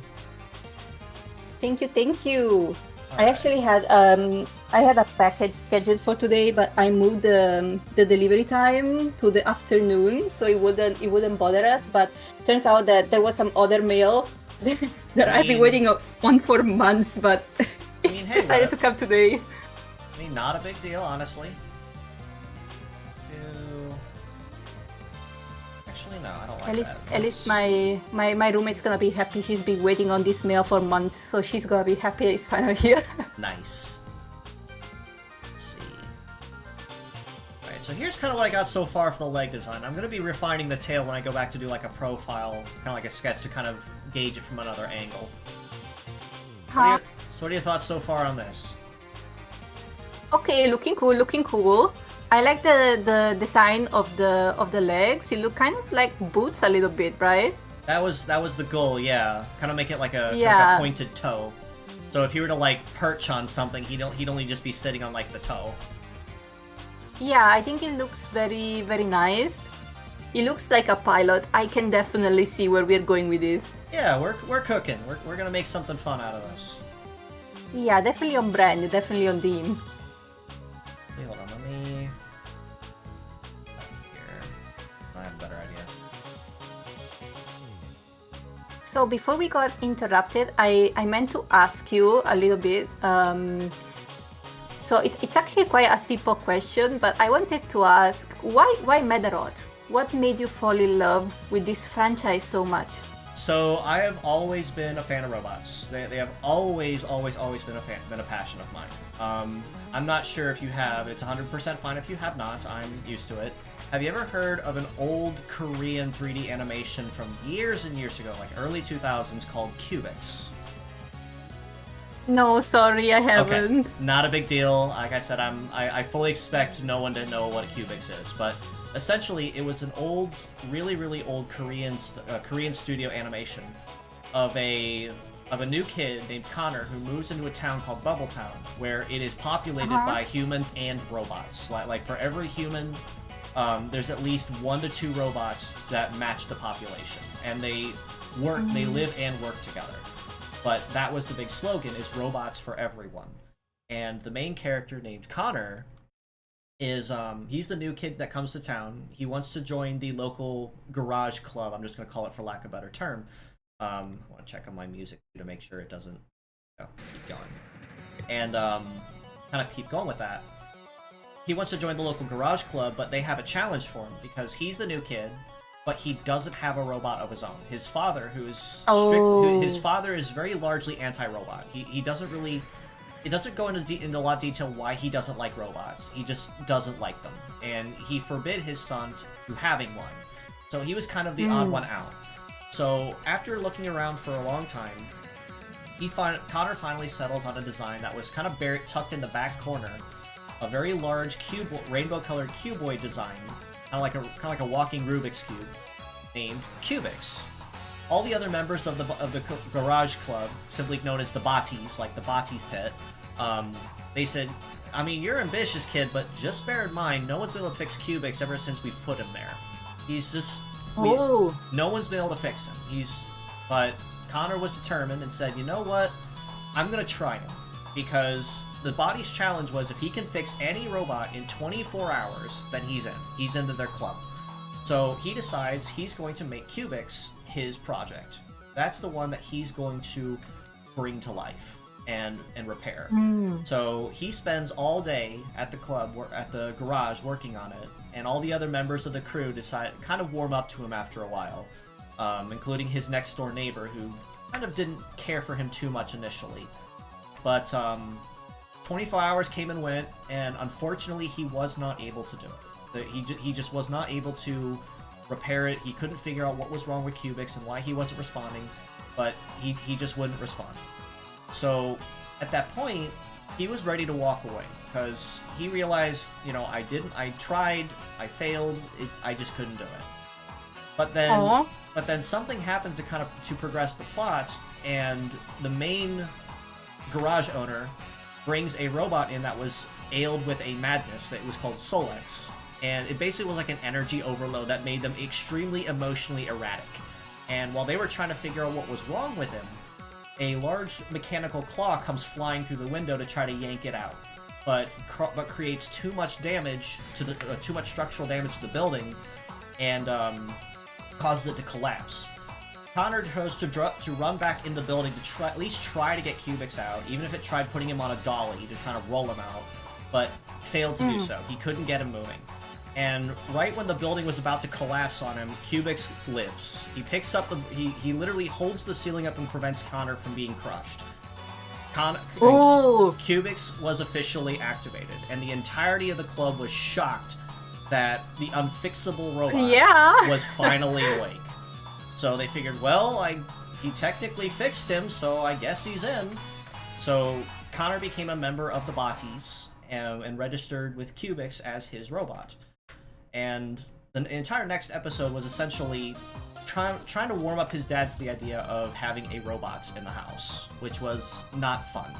But the main charm to what made Cubix so unique was his cuboid structure, because he had this special ability that he could rearrange the cubes of his body to transform into different kinds of wheeled or floating kind of vehicles for transportation, for carrying, for combat, or whatever, all to be able to protect Connor. And he could transform into a helicopter, a bike, a scooter, a tank, and that was the big charm, is he could rearrange his body into different formations based on what kind of transportation need he was looking for. Yeah, it can be anything, right? Exactly. And that just kind of stuck with me for years, is, you know, just what he could do, and I just never forgot about it. And even to this day, you know, all these other kids, they say, oh, I grew up loving Batman, and I grew up loving Superman and Spider-Man. No, my childhood hero was Cubix, which was extremely niche, never before heard of in the West. Little cuboid robot that no one really cared about or knew about, because the series unfortunately kind of fizzled out after about 2002 and never got picked up again. That's too bad. It sounds very interesting. It's very action-packed, and I can tell there are like a few mysteries from the start too. Like, I'm really wondering why does the father not like robot in a society that loves robots? What is it about? So there actually is an entire 2-season series, and it coincidentally enough is on YouTube. You actually can go watch it. I bookmarked it way back. I just haven't gotten around to finishing it. I might actually do that here eventually. But, no, highly recommend if you're looking for something really niche to watch. It's got that really nice little like wholesome feel to it, like kind of like a Robot of the Week kind of episodic sequence, but it had a very underlying tone that developed the farther in you went. So it definitely kept you engaged. Yeah, and I can see why you would like Medarot from it. I think they have some similar elements, and I can definitely see why you like to make up your own Medarots and things like that. I think the customizable part really stuck with you, huh? Yes, exactly. Now, as far as Medarot is concerned, though, looking at my chat here, think of Pokemon, Medarot, or Elder Scrolls. Gotta go to work. Well, thanks for stopping in anyway, though, Drunk. It's good to have you. Try to, not die. Jokes, loves. But, no, he's a good buddy of mine. We have fun with each other. But, have a good day! Yeah, as far as my love for Medarot is concerned, it actually started... I actually didn't even know what Medarot was until about 2013, 2014, when my brother brought home Metabots Infinity for the GameCube from GameStop one day. And it just seemed kind of neat, worth trying. It was like one of their bargain bin games at GameStop, so they really didn't pay too much attention to it. But it kind of re-solidified the idea, you know, the customizable mix-and-match parts and what kind of made the series so unique. Especially given the fact that it started in the early 2000s, and then just never really took off. So we played that, I really got into it, and just started doing a lot of research on the title, you know, as time went on. So finally, fast forward to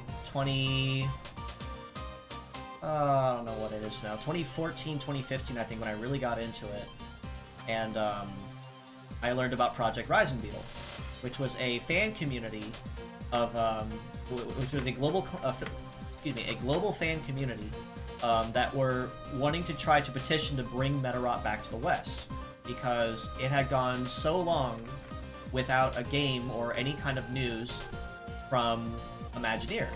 So I'm like, this looks like something I'd want to support and look into. So I did. And kind of learned to get involved with it, got involved. I'll put it this way, the community is actually so old. It was when Zeta boards forums was still a thing, so it's been around for a pretty hot minute. But when we finally migrated over to Discord, I actually was not one of the founding members, funnily enough. I didn't join it until much farther down the line. And when I did, I just kind of stuck around as just a regular member for a while. Didn't really pay too much attention to it. But then when Medarot S started coming out, and started talking about all this other stuff with the game series, is when it really started kicking off. And when I became a content creator, I don't want to say I adopted the community, but I kind of became one of the primary sources for news, and just kind of stuck with it. So as it stands right now, I actually am a admin for the community, and to say I'm kind of like a voice piece for them, I don't want to say is an understatement, but I like to believe myself as one anyway. Yeah, I can definitely see that. But yeah, it's good to know that there were other big members of the community before you joined. Yes, exactly. You know, when I was first researching Medarot for our collab, I actually found out that in my country, Italy, we actually had the anime for one season. I think it was in 2001. Right. That it checks was out. a pretty cool discovery, yeah. Yeah, that does check out. Yeah, I was curious because I never saw it growing up, so I thought like, do we have this anime? Do we have Medarot? Because we had Pokemon, we had Digimon, we had like a lot of other series for kids. Right. And turns out we had one season of it, but I was way too young to watch it though in 2001. Yeah, so that's probably why I never knew. That's kind of where it was, because especially in the early thousands, where everybody was on with the monster collecting craze, it made it really tricky to kind of help it stand apart on its own. So it had a lot of competition. Definitely, growing up, I remember so many anime about monster collecting, monster hunting, all of that jazz. But I watched all of them. I liked them all. They were like just so good, you know? Oh, they absolutely were. They were integral to everybody's childhood. Let's be real. Yeah, so I think maybe if I had seen Medarod, I might have been into it too at that time. It's just unfortunate that I was too young in 2001. I was just a couple years old, so I couldn't have Right. understood it. Right. I definitely understand where you're coming from. My ruler back on here. You know, I think your story is also very relatable of how you got into Medarod in the first place. It's a little bit similar as to why I was so into Love Live. I think I got into it around the same time that you got into Medarod. And mine was also from a game. I kind of just got recommended this game in passing, and then I just got way too attached to all the characters and the themes. And then the second season came out, and my favorite group was introduced, and then it was over for me. It was just over. Yeah. Well, it also helps when you have someone when you find a character that you can relate with. Yeah, definitely. It is really helpful when you can look at the story and think like, wow, I can really relate to these challenges, even though they are like fictional and not really related to my world. I can still understand, you know? Right, exactly. Honestly, that's the most important element with a lot of characters like that in development. That's why people love them. Is they see characters struggle, they see characters develop and change, and that resonates with them. That's what's most important with it. So true. As someone who likes writing myself, that's one of the most important things in a story. Just a hero, villain, or whatever. Just you need to make sure that the audience can understand and can relate to their motivations. Yes, exactly. I think you might actually be interested then too, because there was a really neat little thread I found on Twitter the other day, and honestly, because I actually have a little bit of writing as well. A little bit of writing background. I've not done it in years. A case of writer's block knocked me out, and I never recovered from it since. But one of the biggest things I found in that thread, what's honestly amazing, was it was comparing the writing styles of Disney and J.R.R. Tolkien, and how vastly different that they developed their stories or how they worked with them. And it was also very abundantly clear in stating that Tolkien did not like Disney at all. Like, did not care for the man, did not like him. And the reason for it was because of his style of storytelling. He believed that he was taking a lot of older fairy tales, such as the Brothers Grimm, Snow White, Little Mermaid. I don't really even have to think of any others. We already kind of know a good chunk of them. And kind of stripped the substance out of what made the story originally unique when the Brothers Grimm wrote it. For instance, like the original endings of said fairy tales.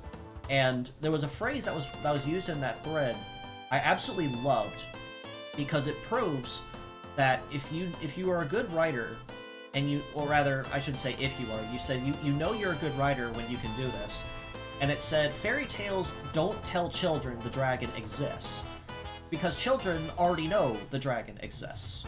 Fairy tales tell children that the dragon can be killed. I saw the exact same quote. I know exactly what you're talking about. I saw that too. I saw that post too. And I'm like, honestly, that's 100% true though, because if you create a story, you can't tell people the obvious, because that's you don't have a story if you do that. You have to tell them something they don't know. And that's what brings people in when you write a story, is telling them something that they don't know or don't realize. That's what pulls them in. Yes, I find it so compelling, so good when a story takes a point of view that I had never considered before and makes me actually think about it. Because sometimes you just don't confront some things in your real life. You just are never put in front of certain things. So when a story makes me go, oh, that's true too, that's when I really love it, Yeah, exactly. Because it's forcing you to think from another perspective. And then you're thinking the whole time, you know what, maybe you're right. Yeah, maybe the villain is not the worst, so like maybe the hero could use to do this and that a little bit more, like, it's actually true, Right, exactly, because I like the way I had it better. Let's just do that. There actually was another channel I found recently. I'll send it to you later if you're interested. It's just simply called Toon, and what it does is kind of like what we're doing now. Is kind of like a narrative breakdown of characters or archetypes and themes, and kind of uses examples from stories like Disney, DreamWorks, or Pixar, and kind of explains what they did that worked, and which ones worked and which ones didn't. I'll have to send that to you later. I think you definitely would enjoy it. Yeah, I think so too. Thank you. I kind of think about this kind of topic every once in a while, like why was this so successful, but this thing that's a little bit similar was not. I think it's definitely interesting to know. Yeah, 100%. Because there's no two. Well, you can take the story of Snow White, for instance, and there's like a whole bunch of different ways you can take it.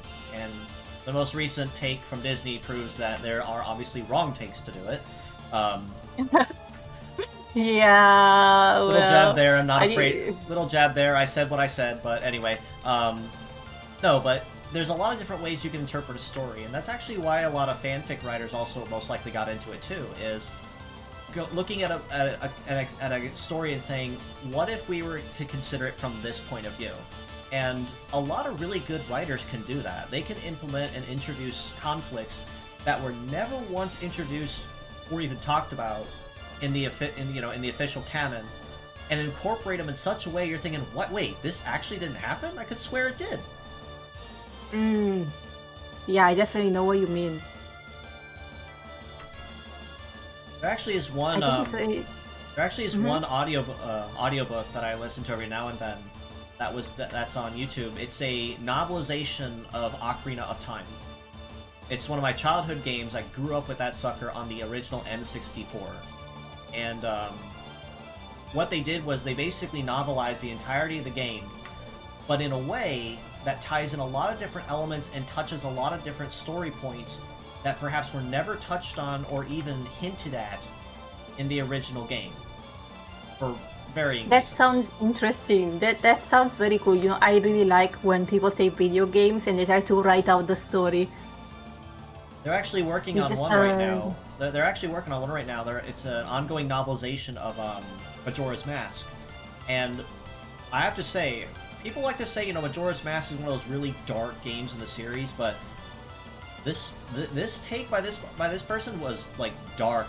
Like you're kind of sitting there gasping, going, "Wait," like it has the tone for it that makes it want to work.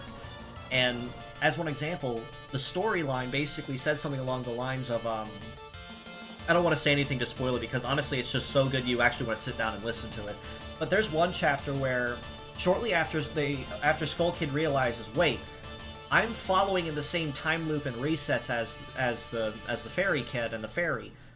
Why is that? And realizing that every time that they reset the clock and reset Termina, all of their process is also getting reset, but with a purpose. So during one reset, Skull Kid decides to beat them to the punch and decides to destroy the clock tower at the start of the first day cycle. Completely destroys it, completely throws the town in complete chaos. And then with a loud voice proclaims over the entirety of the town, "Alright losers, listen. I'm looking for a funny little kid with blonde hair and a funky looking green hat with a fairy. Every single time, for every hour I don't see him in front of me, I am going to end one of you." The clock is ticking. Oh god! So it turned things up to level 10 with the kind of direness that it was bringing to the table. But that was never once actually mentioned in Majora's Mask. It never happened. But it was so unique and interesting because it never happened that you're sitting there going, "Wait, what?"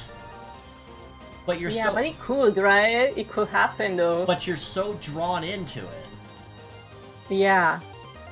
That's the beauty of writing of fan fiction. You just take your idea and just twist it into there a little bit, and you can just make people see something entirely new about something that they loved. That's just really beautiful. Exactly.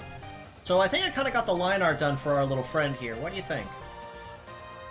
It's looking cool. I've been looking at it the whole time that we were talking. I was just thinking like, wow. I think especially the right arm, the one with the prongs, it came out like a lot better than I was expecting. I already thought it looked cool, but just seeing it live, I just think it's like really.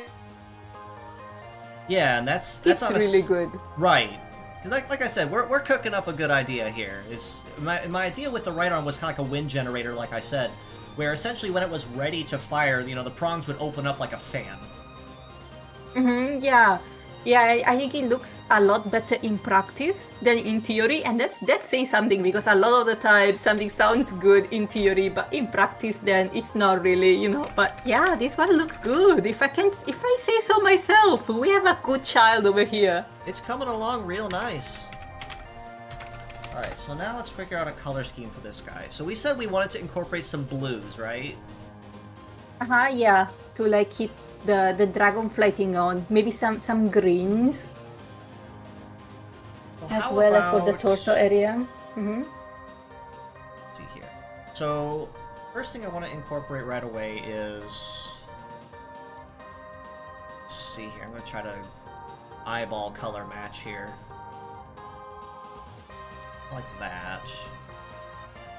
Someone in the chat said that it looks just like a pilot with guns and wings. I really hope so. That's exactly the concept that we were going for. Yep, that's exactly what we're going for. It's kind of a hybrid theming here. And honestly, I'd say we're pulling it off. Yeah, and hopefully the colors will also make it look a little bit more like a dragonfly too, so it's going to be even more glaringly obvious. Also, I saw the same chatter mention Monster Rancher. I was gonna say it before, but I kind of blanked on the name a little bit, but I was so into it when I was a kid. I recognized so many of these names, like Bakugan too. It was really popular in my country. It's not exactly the same, but we also had Beyblade, which was also really something. You still like have something to collect, right? So yeah. Yep. Honestly, it's kind of amazing where a lot of those just kind of came and went too. Like Bakugan, it was popular, and then it just like disappeared as quickly as it popped up. Like no one ever talks about it anymore. Yeah. It was the case for Beyblade too, like for a while, and then recently I'm seeing World Championships. I don't know, like if you've seen the same thing, but I'm like, what? Were we doing them all along, or have they just popped back up now? It's just, I don't know. Yeah, exactly. Kind of makes you wonder. But then again, things will come and go in waves, so... Yeah, but I'm always happy when something makes a comeback, Because I know there are people out there who love it, even if maybe personally I'm not into it. But yeah, I'm happy for the people who do like it, Not to mention Yu-Gi-Oh, but that's a TCG. Honestly, though, it still counts, because that's got a massive following. Yu-Gi-Oh was my jam when I was a kid, you guys. You have no idea. I don't think I've ever talked about this on my own streams, but I went to tournaments of Yu-Gi-Oh. I played it like semi-professionally for a little while I was in middle school. I was really into it. You know what? I have a friend I gotta introduce you to that also does a lot of Yu-Gi-Oh like that. Even just casually talking about it, I have to introduce you at some point. So remind me at some point, and I'll try to arrange that, because I think you two would definitely get along. Even if just like to do a stream and just like talk about and gush about it, I think you two would absolutely get along. Yeah, I mean, I would love to get back into Yu-Gi-Oh! I quit it at some point when I was in high school because they introduced some new mechanics that were very, like, let's say, money-consuming a little bit, so I just couldn't afford to keep up with it anymore. But I had a lot of fun when I was in middle school playing it. I went to tournaments every week. It was really, really fun. Yeah, and it's honestly great when you can find things like that that you can go to and stay connected with.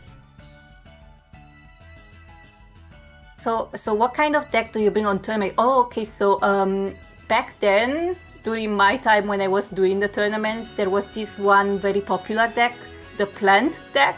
That's exactly what it sounds like.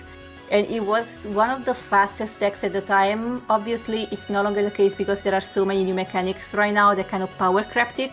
But at the time, it was still kind of a shift between normal summons and special summons. You had to do a lot of normal summons, kind of slowly once per turn. But with the plant deck, it was the first time that you could start doing lots of special summons every turn. There were lots of ways to get your monsters directly from the deck or from the graveyard. There were some combos that could really put the opponent in a big pinch in one turn. Like, it was just so fast and so cool at the time. I brought that deck all the time, and I actually fused it with some mecha options that made it even faster in my opinion. And I did manage to win some tournaments when I was, I think, 12. I guess I'm grown man. So that's something to say like about how good that deck was. I mean, hey, if it works, it works.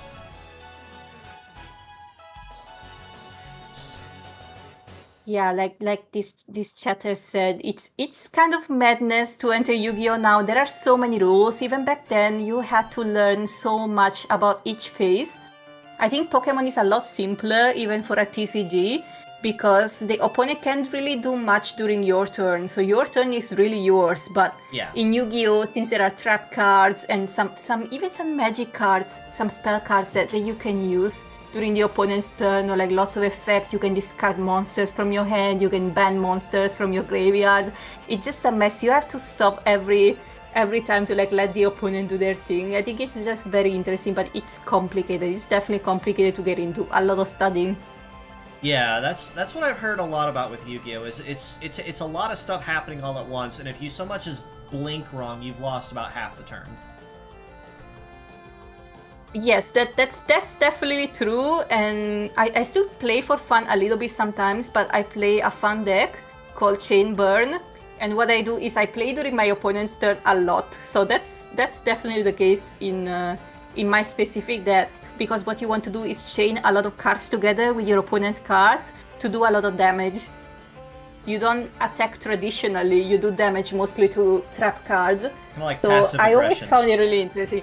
Yeah, and you can't really win big tournaments that way unless everyone is like grossly underprepared for what they're about to see. But it's definitely annoying, and I have to admit I've enjoyed the feeling of annoying grown men with my deck because yeah.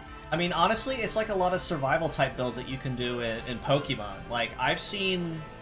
Now, granted, the competitive scene in Pokemon is just obscene. Like you have to absolutely know your stuff if you want even a smidge of a chance. But if you do it right, you can come up with a lot of very infuriating builds. Like, I've seen a lot of people use Venusaur in a lot of competitive types because it's so physically bulky between HP and defense, and they don't give it any offense-type moves at all. Like, they literally give it... what was it? Toxic is one, Giga Drain is one, and a handful of other moves that really don't do a lot of physical damage, if any at all. But the reason for it is because they're building Venusaur like a tank, and the entire goal is just literally outlast and outlive your opponent, because every time they try to whack Venusaur and try to get some HP down on it, it's already healed back whatever it's lost, either from Leech Seed and Toxic and Giga Drain, and you're about half dead by the time your turn's over because you're trying to out-damage something that's healing faster than you're damaging it. Yes, I love things like those kinds of concepts that are not just attack, defense.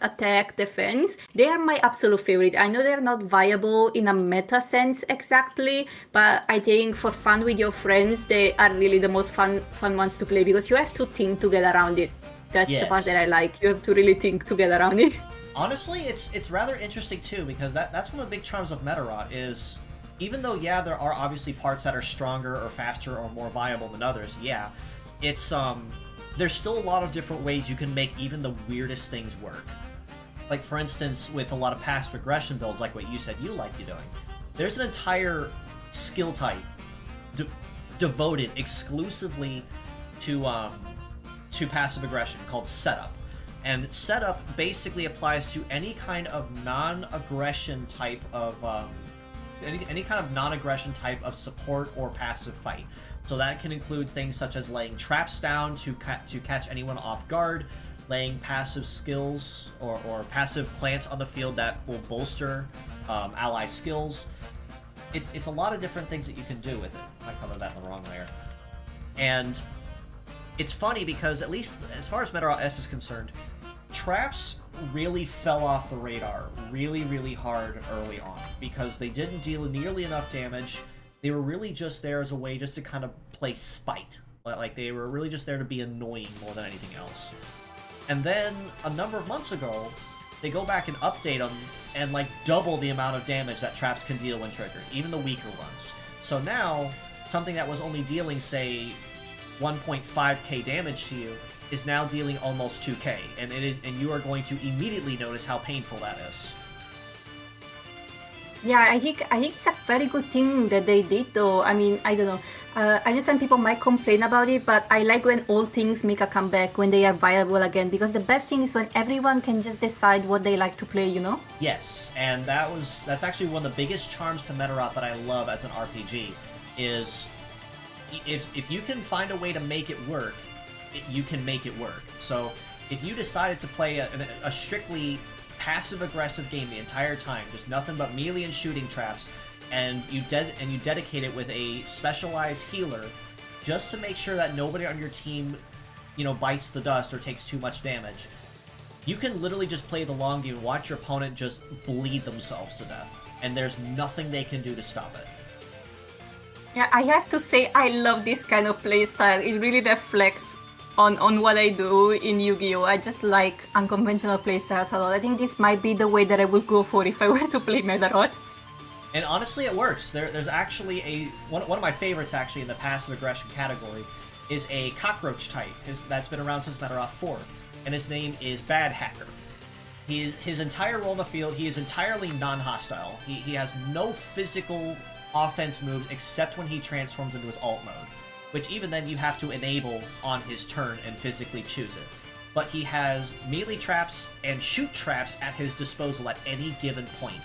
So all he has to do is literally just alter what he chooses to drop on the field, and he can make himself an absolute pain in the neck.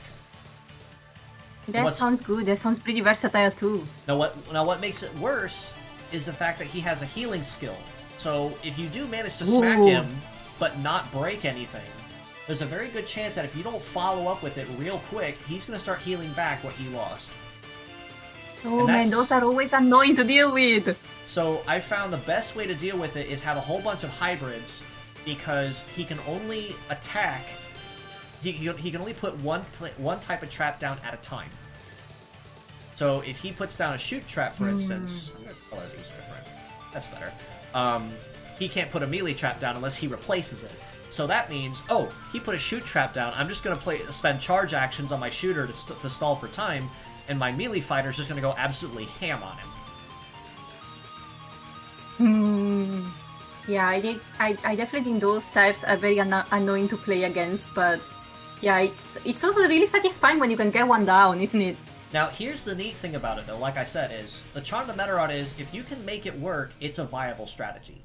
And the other thing I tell people when they ask me on, like, is this kind of build viable? Can you do this? And I tell them, listen, if it looks stupid but it works, it's not stupid. Definitely, I agree with you 100%, yes. Because with the way Mix and Match works, is you can make some really wacky looking designs, like some really off-the-wall stuff that physically shouldn't even be able to lift up a leg. But if it works, then you have no reason to complain. I wish Yu-Gi-Oh! Was still the same. When I was growing up, those types of fun decks and fun builds were a lot more viable, but now they really fell off, because with newer decks it's becoming harder and harder to keep up, and you can get countered really easily compared to back then. Like my own deck kind of falls apart if the opponent does not have many chain things that they do, or if they have one specific card that negates trap cards. Right. And it's over. I can't do anything anymore. Because part of your strategy is reliant on them having specific things. Yes, because the main way that you do damage is by chaining things to each other, and while I can chain lots of things together, it's just really helpful when the opponent does it too, so I can just chain to them and deal even further damage. Then there is a lot of stalling. With sometimes you discard some monsters from your hand, and that's going to end the opponent's battle turn. Or there are even lots of trap cards that can just end the battle turn completely, so they can't attack you with anything anymore. Right, because at some point you basically just caught them in a bind. Yes, exactly. But the problem is that if they do have that one trap card that can negate all of the trap cards, that's one trap that you can keep on the field at all times, and it makes everyone unable to use trap cards anymore. Then it's kind of over, because even if you have those monsters that you can discard from your hand, they're just not enough, because there is a limit of 3 each. Right. So yeah, it's kind of, your time is counted, and you can't chain your trap cards to do damage anymore. So Right. It's complicated. Yeah, I definitely heard. I've heard a lot. I'm not in the Yu-Gi-Oh scene, but I've definitely heard a lot of that rules have changed a lot because people have learned how to cheese or abuse a lot of very easy or very strange rules, simply because they either were not elaborated on or just simply because of the way they designed the cards. I mean, I always remember seeing this meme every now and then of people that brought like a 4,000 card deck to prove a point because there was no rule against it until they played. Yeah, I think that's an example from a long time ago, but yeah, it works. I think nowadays though they've been trying their best to fix this. At least in Yu-Gi-Oh, they have a lot of caveats into the rules, and they have a very specific system with how things work. But if you are not really in the know and you don't go to tournaments very often, you might not know how things chain with each other properly. Yeah. You always need to call a judge. It's happened to me so many times before that I try to tell someone, like, actually, even if this says that on the card, the way that it chains is actually a bit different, but they wouldn't believe me, so I had to call a judge. It happened so many times before. Right, exactly. And by the time you figure out what it does, they've already changed the rule because somebody figured out how to abuse it. Yeah. I definitely understand how that is. Honestly, just to put this into a more humorous perspective, this honestly sounds like trying to teach a foreign person the English language. Because for every rule of English... Let's be real. The foreign person that wants to learn English as a second language is going to have a much harder time learning the language than the English person trying to learn the second language elsewhere. Because in English, for every rule of grammar that they teach you in schools, there's about 12 exceptions to the rule. So true. That's very true. That is so true. I'll give you a great example here that you can use, and it's always funny it's always funny to show this one to people. So, Sunny, how do you say M-I-N-T? M-I-N-T? Mint? Yes, mint. So how do you say T-I-N-T? Hint? Perfect. Now, how do you say P-I-N-T? Oh, pint. Exactly. Welcome to the English language. Yeah, I had a difficult time explaining some of those things to some people recently. It's just there are lots of exceptions, and there is really no reason for it except that it's an exception. So it's very complicated to explain. It's honestly, the best way I've heard it described is English is actually 3 languages in a trench coat that go and mug other languages in the back alley for their spare vowels. The funny part is that it's actually kind of true because it developed from so many other languages that it just can't be helped. That it adopted a lot of like things from different languages. Yes. Noctis says, "Here, Spanish speaker," and it's so true. Yes, I feel like I wish the best of luck to foreigners that want to learn other languages, because there's just so much you have to learn with exceptions, with rules, and just trying to make sure that you understand which rules apply and which ones don't. You are going to have a time and a half doing it. Yes, I can agree with that. Yes. And then you're gonna ask your English-speaking friend, "Hey, why exactly do you pronounce this rule like this?" And all they're gonna do is just shrug at you and say, "Listen, man, I don't know. Your guess is as good as mine. Just say how you think it pronounces, and you're probably right."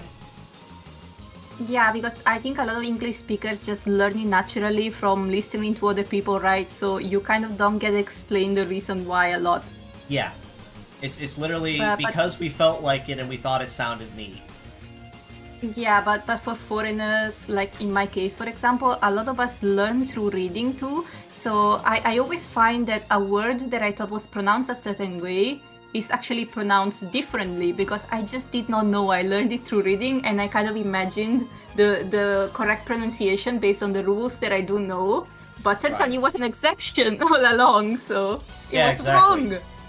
Gotta love the English language. Let's see. I don't really like also that.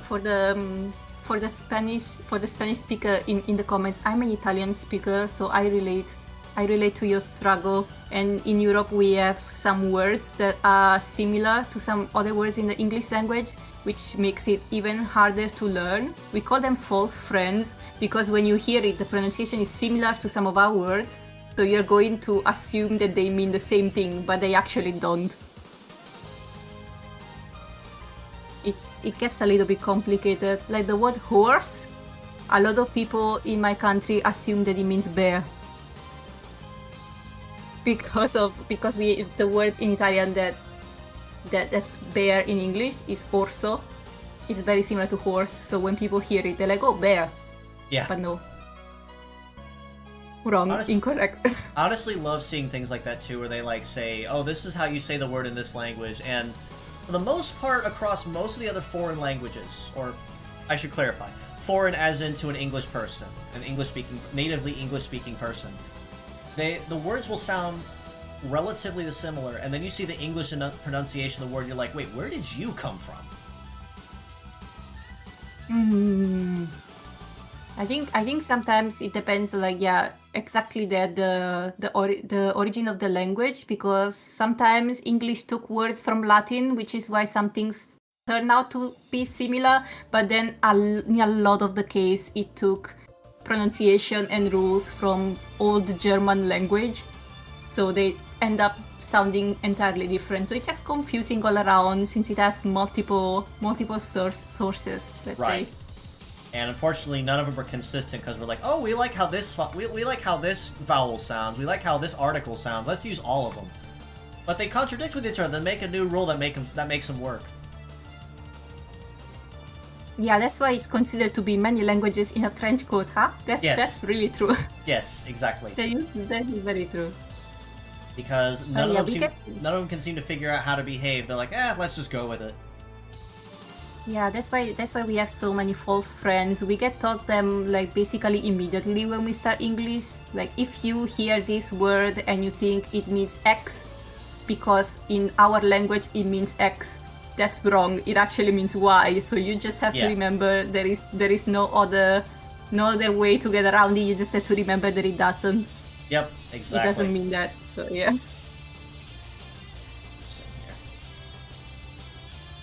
The horse thing I actually got confused with a lot when I was growing up, because my mind just automatically assumes horse means bear because of the Italian word that's similar to horse. Well, that's also what you grew up with, though. Yeah. So that became that was just regular conversation to you. Yeah. So just I had to just kind of remember at some point that like the word that I use normally to say bear actually is horse. Right. So yeah. At some point it just takes a conscious effort. You just really need to just make an effort in your brain. There is no other way around it.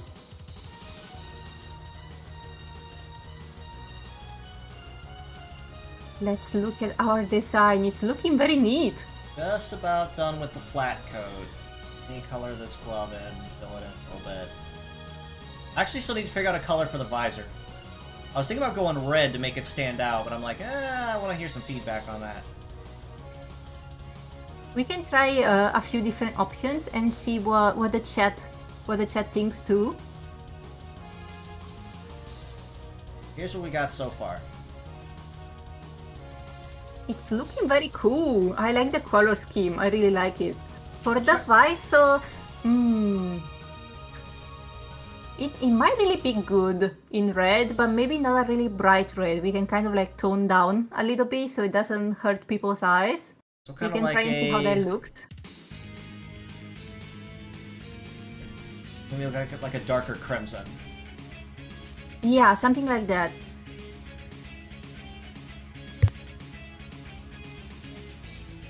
I like that. I think it looks kind of cool. What do you think? What does chat think? Actually realized I haven't colored the magazine on the other arm, but that's an easy fix. Honestly, I'm liking how it's coming out. Yeah. The visor feels kind of special. It's not really the color that is for dragonflies normally, but if we went with just that, then it would kind of be the same color over and over. So I think having something a little bit different actually makes it look quite special. So how about this as a possibility? Because I'm looking at the blue dasher again. What if we were kind of to lighten the green a little bit for like a lighter tone? Yes, to just match the picture, right? Maybe kind of like a... Let me see if I can color match here. Maybe something kind of like... Oops, I don't want all of that covered. No, yeah, it's more gray tone. Kind of like that, basically. Kind of like a brighter color. Mm-hmm. Or do you think I think maybe... that could be cool. Let me add a little more lime to it. I'm gonna have to manually... Yeah, see, there we go. Something kind of like that. Something kind of like this color. Yes. What if we turn, what if it turns like some things that way, and things like the jacket, for example, we left it a darker green to just show that it's kind of like clothing a little bit. Yeah, definitely. We can do something like that. Kind of set apart as a proper, like, bomber jacket. Yeah, so it looks a bit more special on him too. Alright, let me make some minor swaps here. Yeah, I think the head is going to look pretty good in this new color. Kind of like that. Yeah, and I think it helps with the contrast with the jacket too. So what I'll do... I'll go down here real quick. I'm gonna modify the tail. We're gonna keep the jacket at the darker green color, but I gotta modify the others.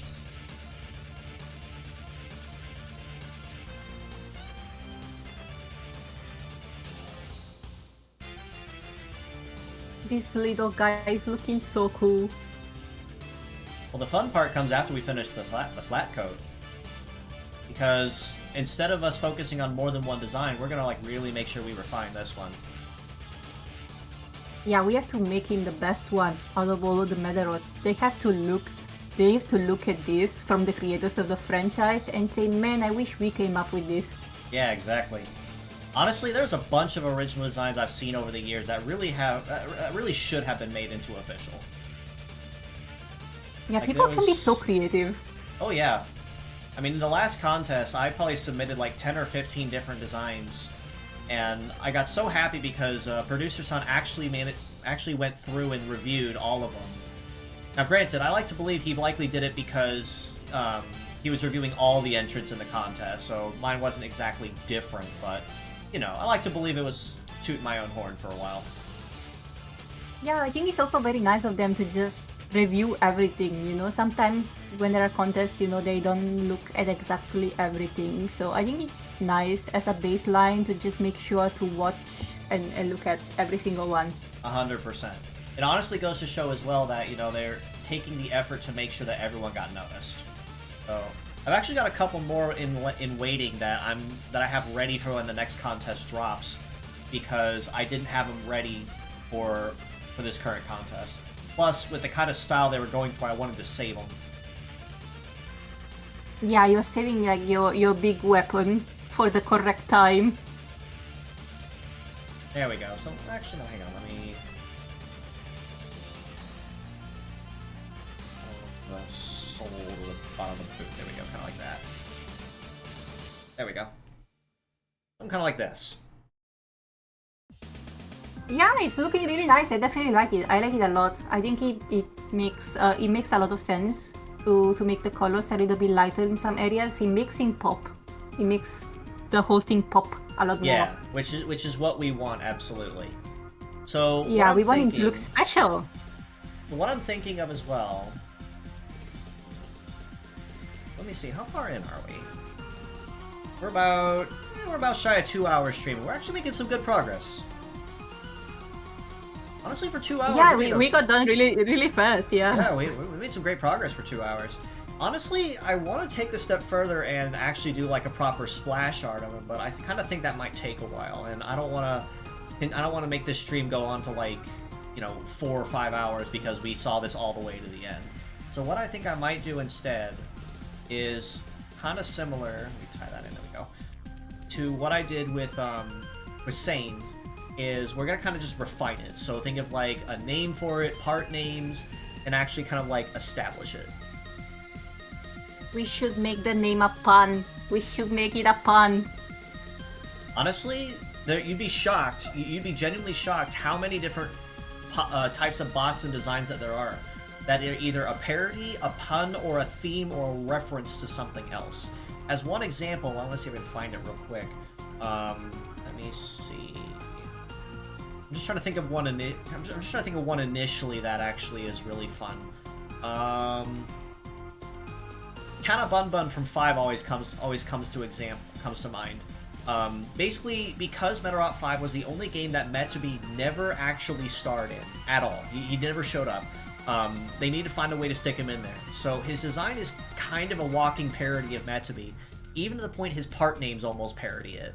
So instead of his parts being missile, rifle, Gatling, and submachine gun, and Ochitsuker, Kanabunbuns instead were missile punch, rifle punch, submachine punch, and big Ochitsuker. That's kind of, yeah. Yeah, it's literally just a walking parody. Let me see. Yeah. There's actually a lot of really creative names, and honestly, that's the biggest charm with this is coming up with designs and trying to make it fit, especially with part names and the model name. I'm trying to think of another one that was really creative. Oh boy, there's a bunch of them. Doreza Dieci was always nice though, but basically her name and her part names were just Italian versions of Hardness 10.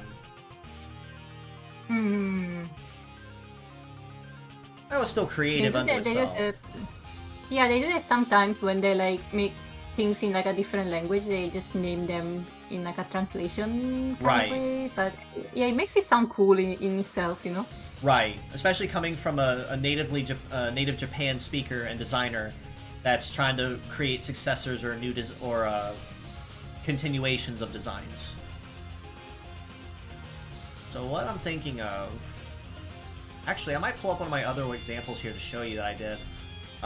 Just some ones I've been working on that I'm going to save for the next contest. Let me actually save this real quick. Actually, no, before I do, what kind of model ID should we give this thing, though? Oh, I'm not sure. Do you have any ideas? So, we could come up with something something original, or we could throw them in the Dragonfly line, which is DRF. But honestly, with us taking an original take here, I'd be more comfortable coming up with something original.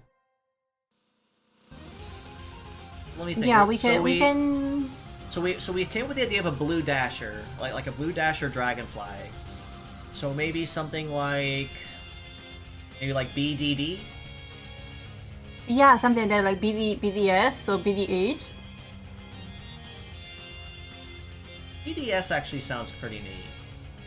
BDS, like Blue Dasher. Let me throw that in here just so I can mark it.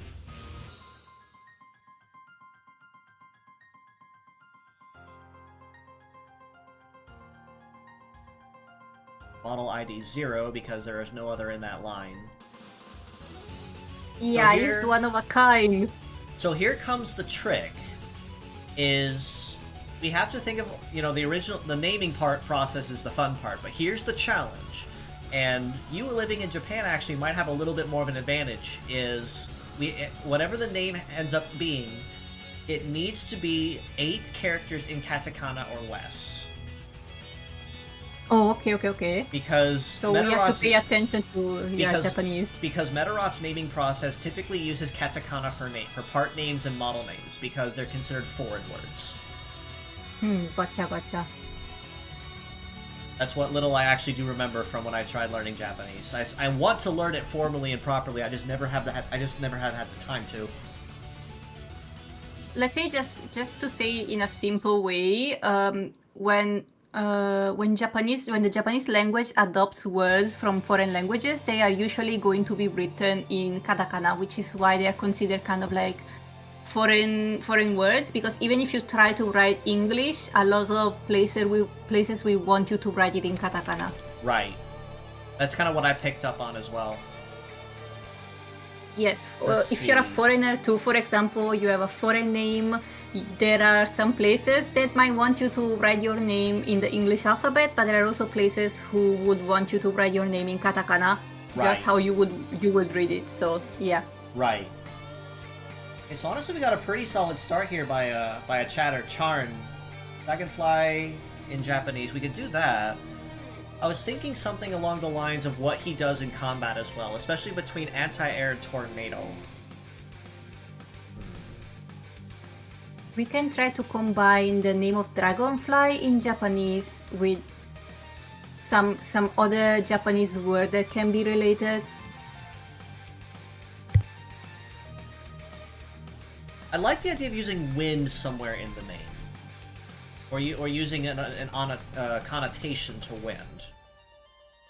So wind itself will be kaze, but if you put the kanji of wind in another word, it will be read as fu. So we could try to incorporate fu or kaze into the name. If this was a heavy artillery type, I'd say we could use bomber somewhere in there, but not with the sleek agile design. Sleek and agile. We can try those words too. I didn't realize that I only sure colored one soul. I gotta fix that. Oh, we're figuring that out. I'm going to keep brainstorming the name in the meantime. You said 8 katakana, right? 8 or fewer. 8 or fewer. Okay, so if it's fewer, it's okay. Okay. Yes. It's mostly just because the naming connotations. Just 8 characters. Anything beyond 8 made it hard to fit. Yeah, it makes sense. Also, if it's like older games, they're gonna have character limits, right? Yes. I have a really good idea too on this.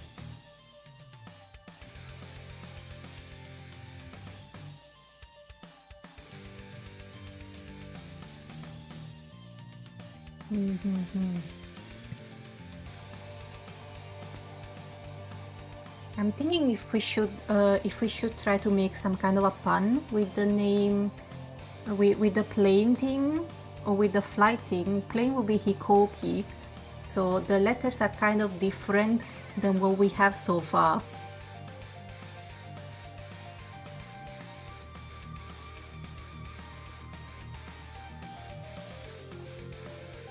Tonne bombu.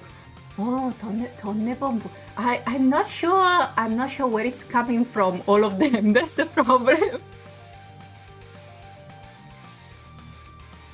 Tonne bombu. It's 6 of them, so they should work though.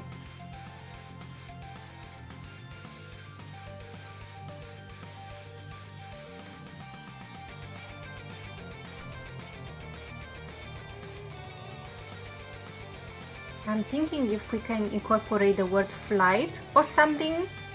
There would be furaito. That would be pretty easy.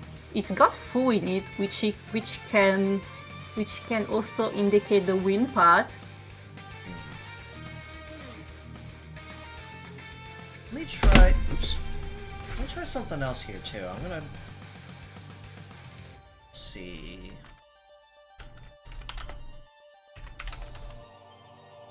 Pilot synonym. Let's look for some synonyms of pilot. See if we can find some stuff there. Oh yes, synonyms. Let me see. Hold on. Let me actually go to a. Let me go to that brain work with me. Thesaurus.com and see what comes here. Let me see. Aviator, captain, navigator, aeronaut. I got flyer too. Flyer, wingman. Yeah, aviator could be good. Aviator could be good.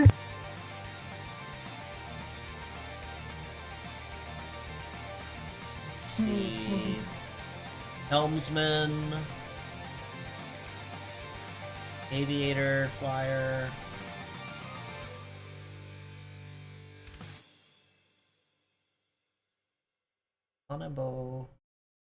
Hanabo and bomb.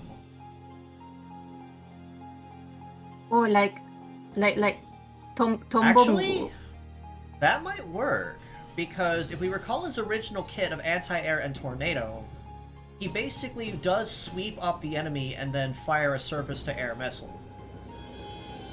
Yeah, that's true. We do have that element. So Tanabo. So Tanabo. What do you think? What can we do with that? I'm just a bit concerned that if we were to make the word tornado in katakana, it would not be tone, it would be tornado. Take a look here.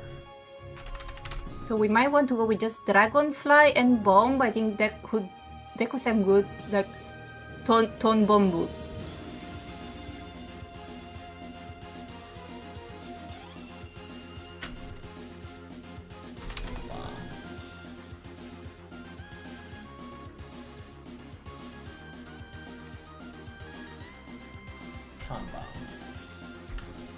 If we call it Tom Bomb, I'm going to think of my cat all the time. Tom Bomb. I mean, if we do that, it's only 4 characters. 4 characters, 5 at the most. Which one? The Tom Bomb part? Tonbomb. Tonbomb. Tombo is 3, To and Bo, and then if we add Boo for the bomb, it's a Ton Bomb Boo. So it will be 2 more characters, so 5 I think. Okay, let me take a look here. Can we go to? I'm having to grab a katakana keyboards here, so bear with me. Okay, so We can spell it as Bomu, so it's like Tom Bomu. So let me see. Tom Bomu, there would be 4. Let's see here. Okay, hold on. Spelling in katakana is so hard, man. It's so hard. I'm gonna try something here. Katakana. I'm gonna try something here. Hold on. Where's my string? There it is. Let's stretch this out. I'm gonna see if I can actually get. That's not what I want. Where is my? There it is. Grab that. I'm gonna try to get the chat involved in this with this too. Hold on. We're all getting involved with this. Hold on, guys. Yes, let's decide everything together, everybody. Okay. Yeah, the latest chatting, I think that's correct. Tom Bomu, that's how it will be spelled. So it will be 4, yes.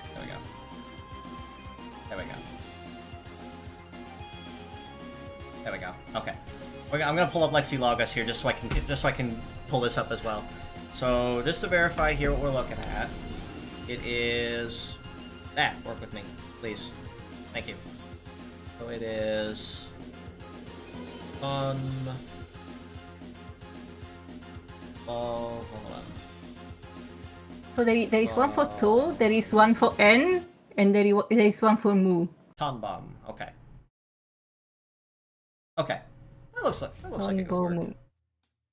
Yes. That could work, honestly. Or if anything, we could do Ton Bomber.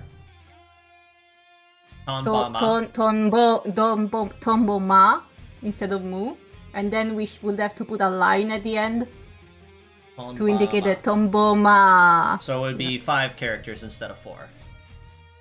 Yes, because you would have to put like a straight line to indicate that it's carrying over.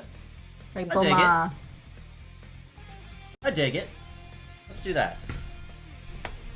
Let me pull my. Yeah, I think it's I think it sounds cool. Let's do that. Tom Bomber. Help if I was in the right font. There we go.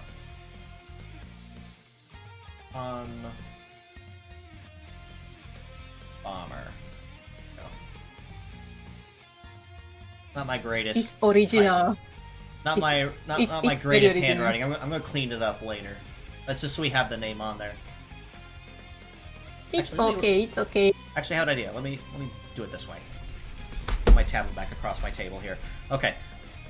We're gonna have some fun. We're committed to this. We're gonna do this. Hold on. All right, I'm gonna type that down here. There we go. I'm gonna type this out instead of writing it. EDS0 Bomber.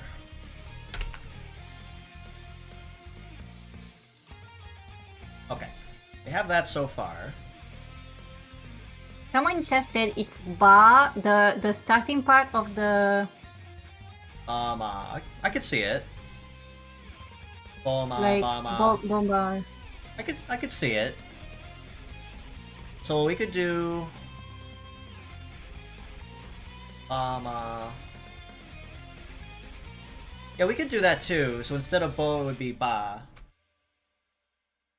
So That's true, because they do have the Bomba. So we could do Ton Bomba. That could work. I dig it. Yeah, it still works. While I'm at it, let me touch base with my playlist here. Just make sure it doesn't fall asleep on me. Go. Okay, so now the fun part. English, yeah. Alright, so now comes the fun part. Shrink this a little. There we go.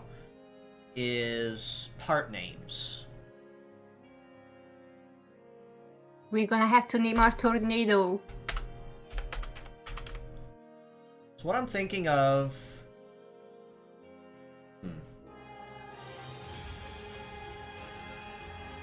I want to incorporate turbine in the name somewhere. Or fan. Maybe like... And turbine,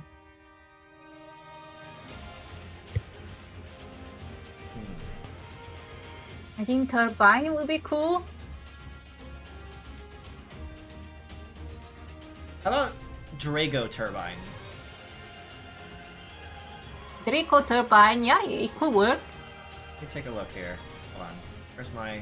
I got an idea for a pun, but it's stupid and I don't want to say it. No, go ahead. Anything on the floor. Like what about Ooh. Turbinator? Like Terminator. Turbinator.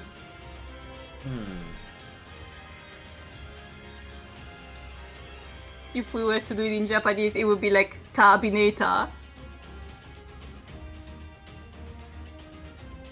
Try it. I mean, it's only 6 characters. Let's do it. All in. Let's do it. Let's try. Well, it'd help if I actually was in the window.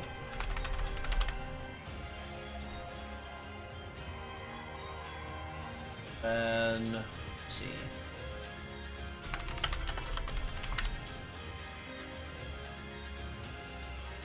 What are your thoughts on... No, it's too many characters. Oh, I don't know, maybe it might be. How about Draco helmet for the head? Yeah, I think it works. I want to incorporate some dragonfly elements, because so far we incorporated other things, but the dragon part not really, so... Okay. Let's see. Draco helmet and the Turbinator. It's progress. Let me see. I'm not The sure what character we limit should name is- the left arm though. I was thinking of something. I had a train of thought with it. Uh-huh.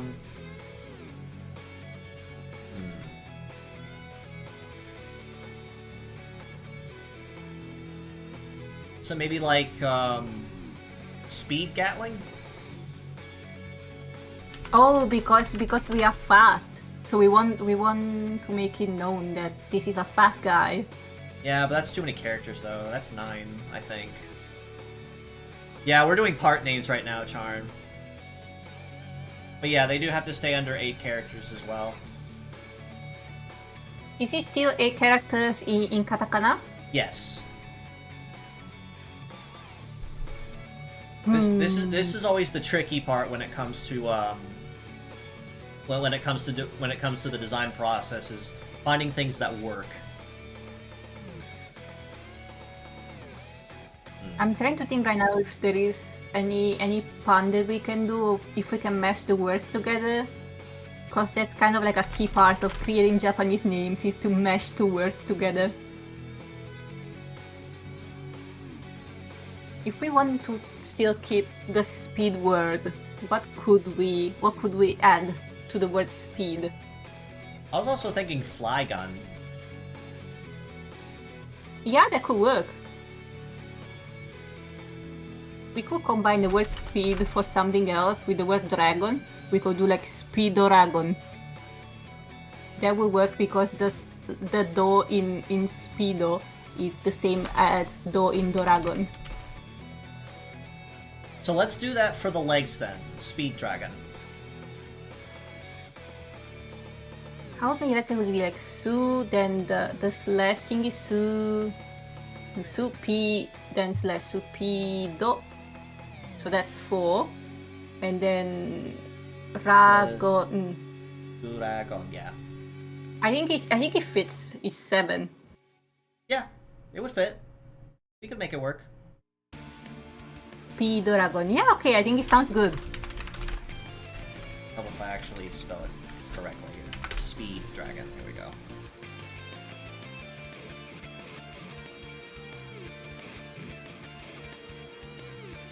Okay, I can get rid of this then. I don't need it. There. That's what we got so far. I think our names sound good. Oh, you had that speed Rako. I mean, I could crunch it down into... Well, granted, in English it's going to be a broken word, but most likely when it's typed out in katakana, it could probably be crunched. Yeah, should I type them in katakana in the Discord chat so maybe you can copy them? Yeah, because I actually have detail up on a separate tab that I'm looking at right now. So just to kind of pull up what I'm looking at. Hold on. Grab it here. See if it works. Copy, please, computer. No, hold on. Now will you let me copy? Thank you. That's essentially what I had in mind for it. Or at least that's what DeepL is suggesting based on what I put in.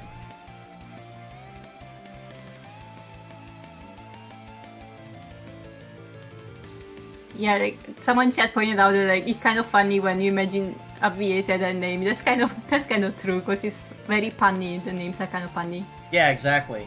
Oh yes, that's what I was going to pull up. Is a couple examples of naming conventions that I use. Let me pull this. Now that I have a model name, I can save this under. I can grab a couple while we take a brief intermission and kind of take a short break on it.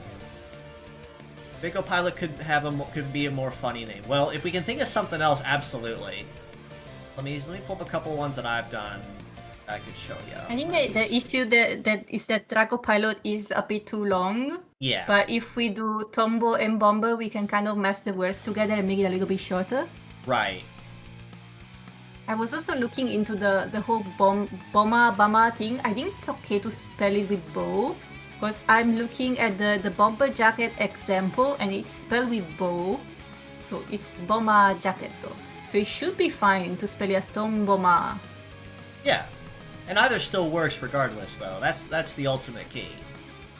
Yeah, sometimes you have that in Japanese katakana too. Some words you're gonna spell a certain way and then some other people are gonna spell it differently. It happens because katakana is so difficult.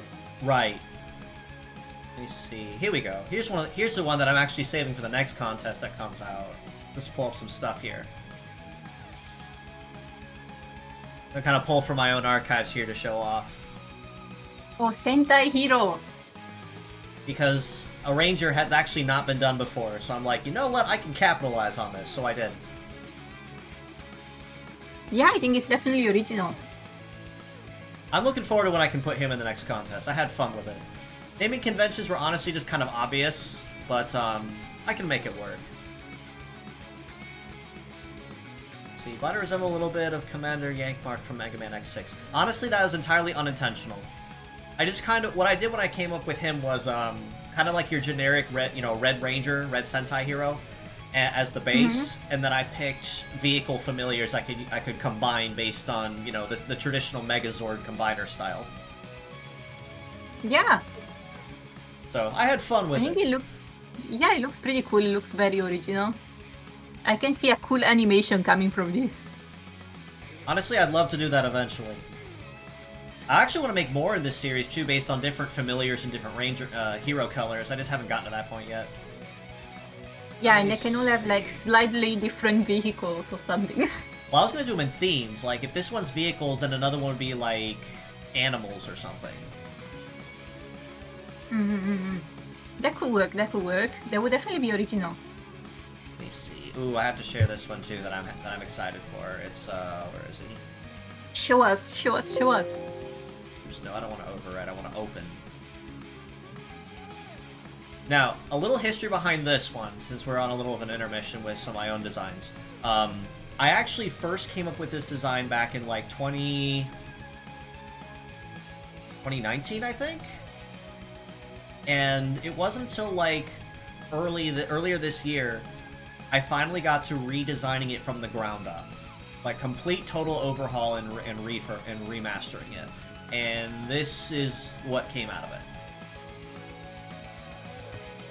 Oh, okay. That looks original. That looks cool. because there are there are technically now, but almost no locomotive types, so I had fun with it. But I had to really think about the part names about it too, because all of them are references to the original source material of the Big Boy locomotive, or something in American railroad history. I think it looks pretty neat. Is this that he's holding? Is it the weapon? Yes, it is. Is this a weapon? It is a giant, oversized mallet. And he's got a big shield too, right? Very Yes. tanky. Yes, very heavy bulk was the entire inspiration behind it. Yeah, I like this one. I think this one is pretty neat. So I'm actually really happy how well Big One came out. I'm really excited to send him in with the next contest.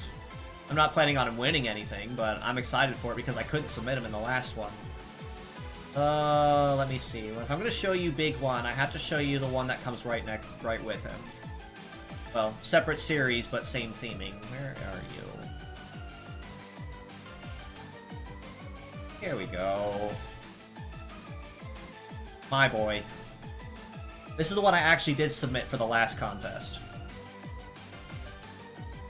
Oh, it's another one that's based on locomotives? Yep, I actually made an entire series of LCM based off of it because it doesn't exist.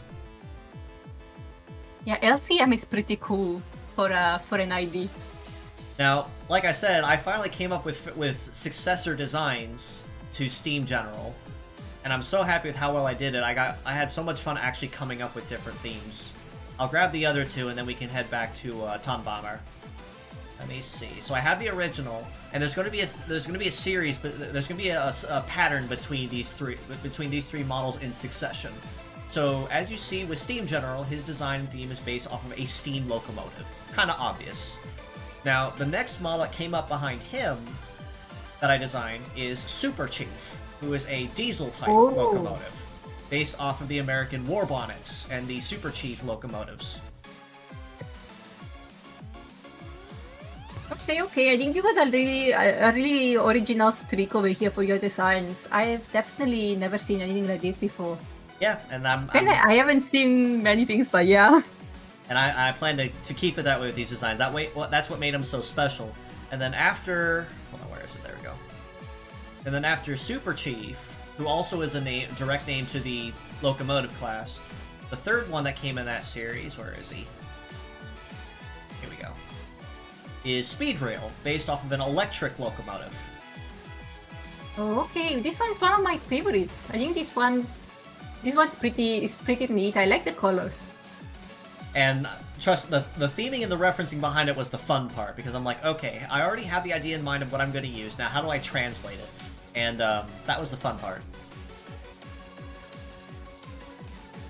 So when I finished all three of them, I got so happy when I finished all three of them. Where's the group picture? Here we go. There's all three of them together. Oh, they look pretty cool together. I hope you can submit them in the next contest. Well, I'm planning to, because Steam General got submitted in the first one, and I have the art for the other two. I just need to typeset them up and put them on properly formatted pictures, which isn't hard. I just haven't done it yet. I've been too busy working on stuff for my 4th anniversary here in about 2-ish weeks. A little over. Yeah, I know you've been working so hard on your art. Oh man, I'm still working on stuff. Yeah, I'm not going to spoil anything, but from what I've seen, it looks great already. I'm excited for it. I am very eager to be able to put it together and work on it.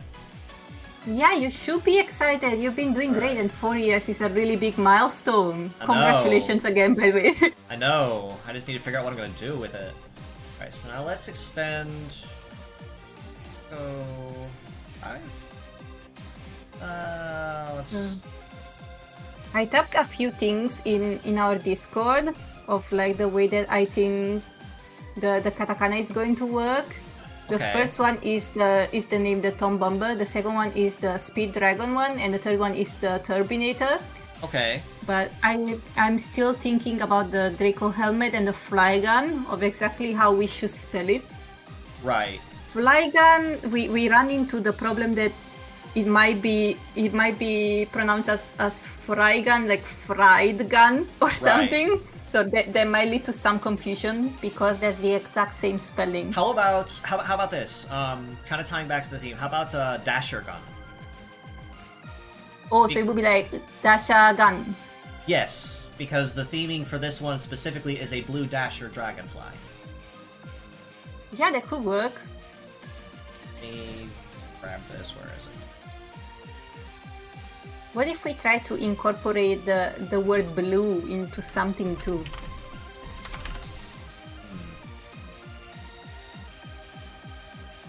I'm not sure. I'm not sure what we could put it in. Yeah, without having to recolor it though, that's the big issue. Because the blue Dasher is only blue in the eyes. Well, in the tail too. I think it's already blue, very blue already. You can definitely tell the blue apart from the rest. It just pops out, you know? Right. We can leave the blue out, because also in Japanese it would be ao, and it's a bit difficult to make puns with it. Right. Let's stick with that. So what I'm gonna do next is this. That's what it was originally.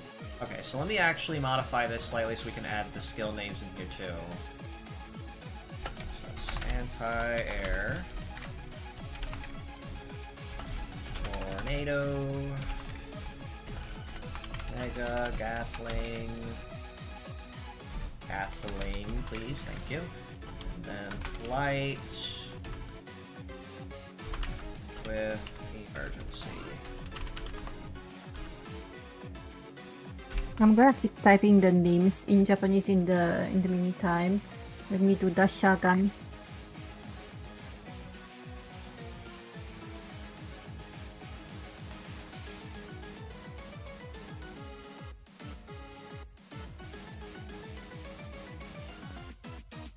Dashagan. I'm not getting the gun for some reason. Ah, okay, got it. Okay, there we go. Cool.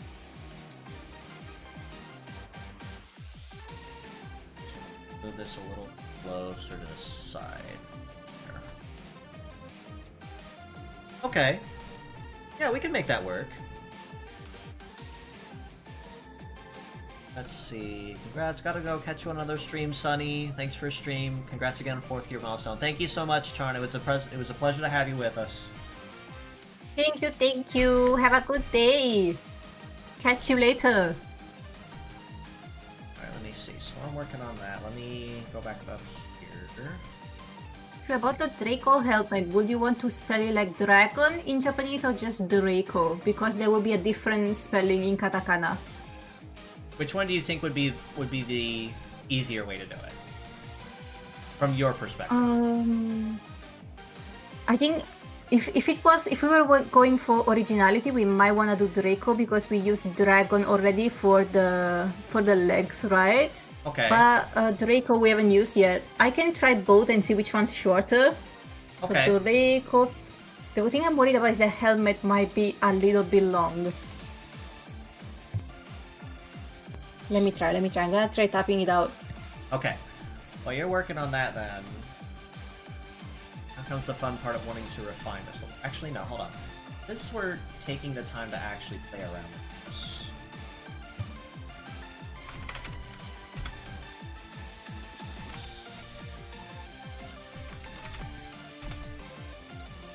I don't know what that layer is.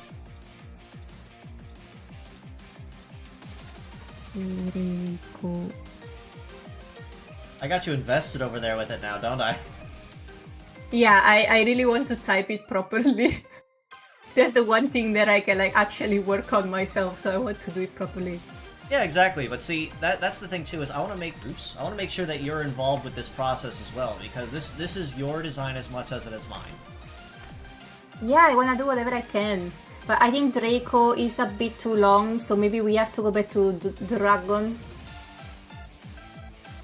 Dragon. Erumetto. The good part is that those words are both normally written in katakana, so it's easy to know what they are. 1, 2, 3, 4, 5, 6, 7, 8. Oh, but it's 9 letters though.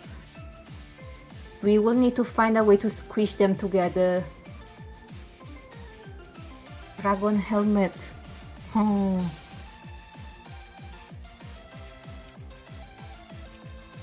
Oh, hello. Falco the Red Winged Hero is in the chat. Oh, well, Welcome. Welcome, Falco. It's great to have you with us, bud. How are you doing tonight? Or this morning, afternoon, wherever you're at. Falco's a good buddy, too.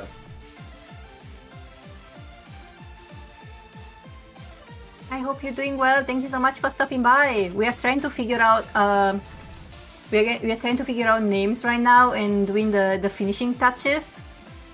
Just woke up, so it'd be morning over there for you. I gotcha. Still, always a pleasure to have you stop on in, bud. We might be in similar time zones then, because it's still morning for me too.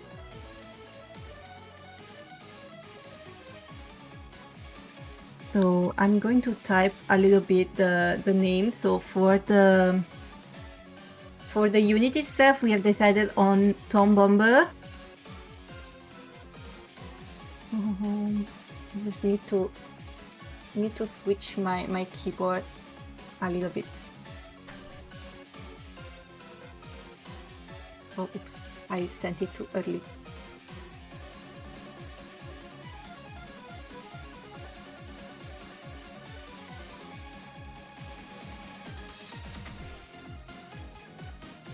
If anybody has any ideas for the name of the helmet, by the way, I would be so happy to hear it, because Dragon Helmet is too long. We can fit it into the requirement of 8 katakana letters.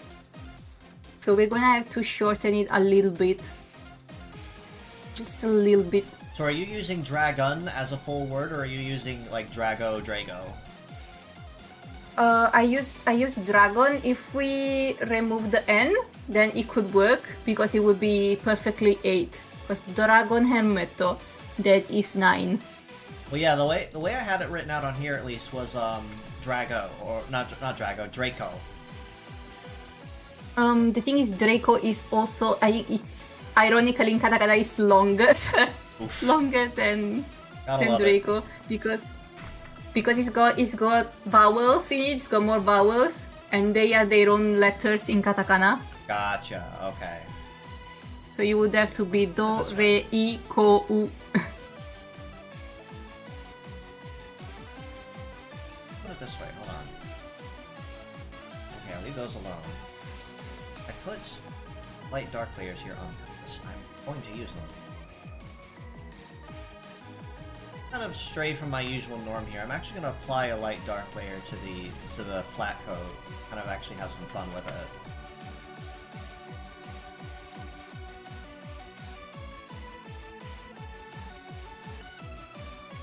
Let's see.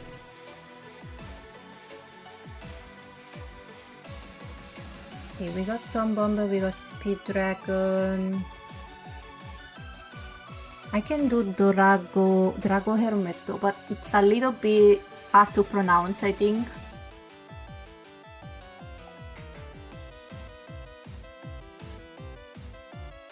We could try and incorporate back something about flying and flight. We could do, instead of fly, we can do flight. It's just 1 letter extra. And it definitely sets it apart from the word fry, like fries. We could do that, yeah. So I'm going to try that. And maybe Fraito Hermetto.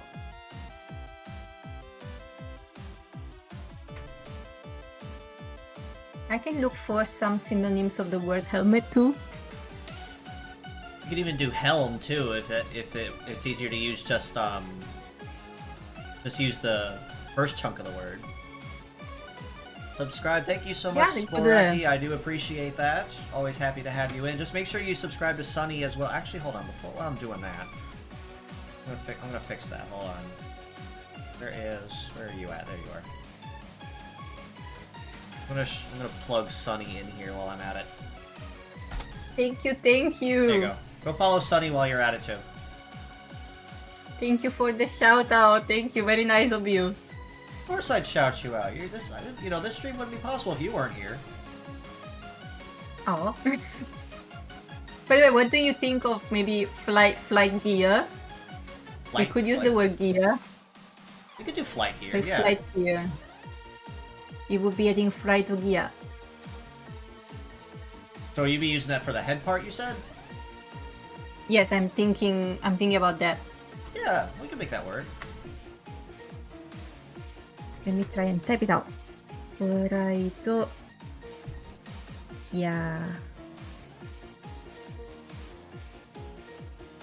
I think that works. Alright, let me come back in here real quick and edit. So, flight gear.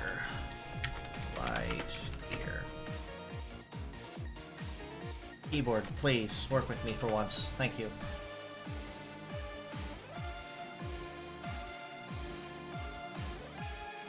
My keyboard is also going against me right now. I have to like type things again over and over because it keeps switching between languages even though I didn't tell it to. Well, in my case, it's more because mine's actually kind of the letters on mine are kind of worn. So the C and because C and V are so close to each other, my finger slips and types C accidentally or V, and it's extremely annoying. Yeah, I definitely know the feeling. Mine is doing this weird thing right now that when I do a space, it keeps copying the previous word again, so I have to keep erasing it. I don't know why, what I did to make this happen, but I probably did something. That's just a little troubleshooting for later. Yeah. So we have flight gear for the head. Then we have the turbinator, right? Yes. Alright, Hub says he's got to disappear too. Hub, it was a pleasure to have you in with us. Thanks for stopping by. Thank you so much. Bye, B. Turbinator. Okay, this one typed without a problem. Oh, it's still copied it. Okay, then there is Speed Dragon, right? Yes. That was the next one. Oh no, wait, it was the Dash Gun first. Because Speed Dragon is the name of the legs, right? Yeah, we have Flight Gear, Turbinator, Dasher Gun, and Speed Dragon. Okay, so Dasher Gun.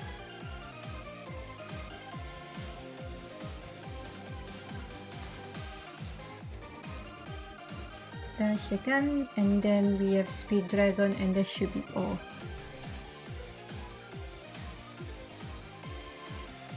You know, it's actually kind of funny looking back on this too, because when I gave you that assignment, you know, to play around with the generator and come up with some results, I thought I didn't think about it in hindsight until you pulled them up earlier this evening.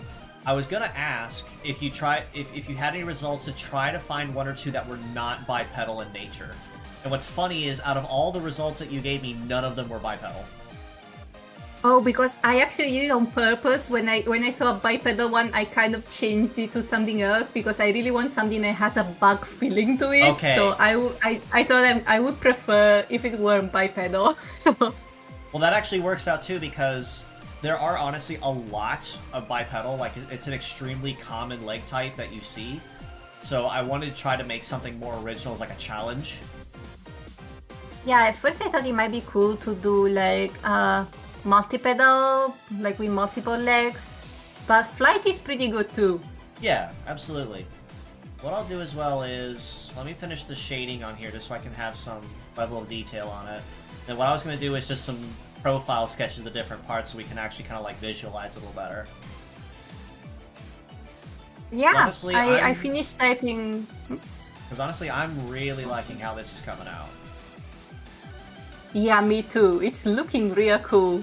I finished typing the names, by the way. I don't remember if I said or not. But okay. I typed the English name next to them because they were a bit confusing before. I kind of realized that it's probably difficult to read before, so I typed the English name next to them. Gotcha. They should all be 8 or under. I'm gonna count them again just in case. Tom Bomber 1, 2, 3, 4, 5. Then Fly Gear 1, 2, 3, 4, 5, 6. Then there is Turbinator 1, 2, 3, 4, 5, 6, 7. Then Dashigan 1, 2, 3, 4, 5, 6, 7.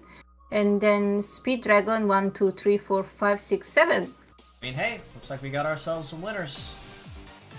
Yeah, I especially like the ones that meshed well together, like Speed Dragon, because I was able to eliminate one of the Do, because normally it would be Speedo Dragon, but you can eliminate one of the two Do and use it as Speedo Dragon. Yes. I think that's pretty nice. It's a way that Japanese people use to create names in the first place. So I think we're just adhering to tradition. I think that's what at Medarot they would probably do. If they were us, they would probably drop the second Do.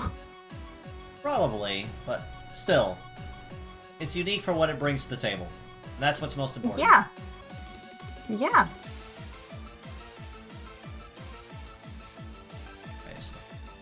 I think the names sound cool. I'm proud of them. The names sound pretty cool. Yeah, you should be. It's looking good. My goodness! Look at the head, so shiny.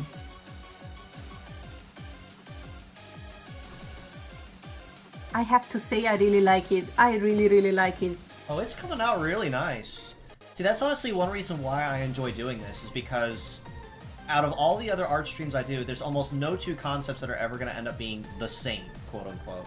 So what I decided I wanted to try doing was, I've done enough of them myself where I'll spend like 3 hours with my generator and then come up with a unique design, but it's all coming from me and whatever chat is hanging out with me at that point. So I decided, let's try inviting some people in and see if maybe we can collaborate, and some extra brain power might actually come up with something really creative. Yeah, I think it's a very good idea. It's true though that not two people are gonna have the exact same idea, so it's always going to come out different, huh? Especially with a randomizer. Exactly. I mean, like, I was telling one person in the Discord earlier about character concepts for Medarot. You can take literally the word cat, alright? C-A-T, just a generic cat, and you can interpret it 100 different ways. Easily. So, in fact, they actually have interpreted it a lot of different ways, because just in official models alone, you have generic cat, you have black cat, you got leopards, panthers, cheetahs, you even have a Magi too, if you want to consider that. So there's a lot of different ways you can interpret the same thing, and that's honestly what makes it so great.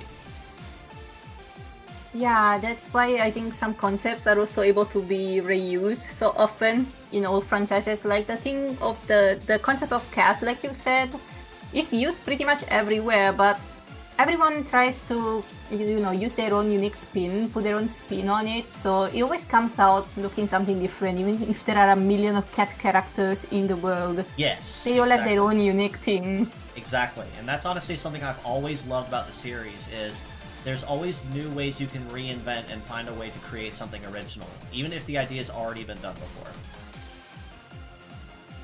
Yeah, the important thing is that you put your own part of yourself in it. Yes, in fact, even if you wanted to consider doing something like this on your own time, which would be really cool, by the way, like a art stream with Sunny, you could do the same thing and figure out, oh, I want to do a honeybee, as an example.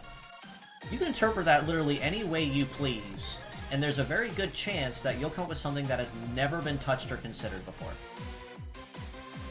Yeah, you're actually like saying something that like I was thinking of doing, because I had this kind of idea of making personas for my chat. So I wanted to try and come up with as many bee designs as possible. So I think that would be like really interesting to be able to create lots of different bee designs. I mean, they're all bees, but they're all going to have something unique to them.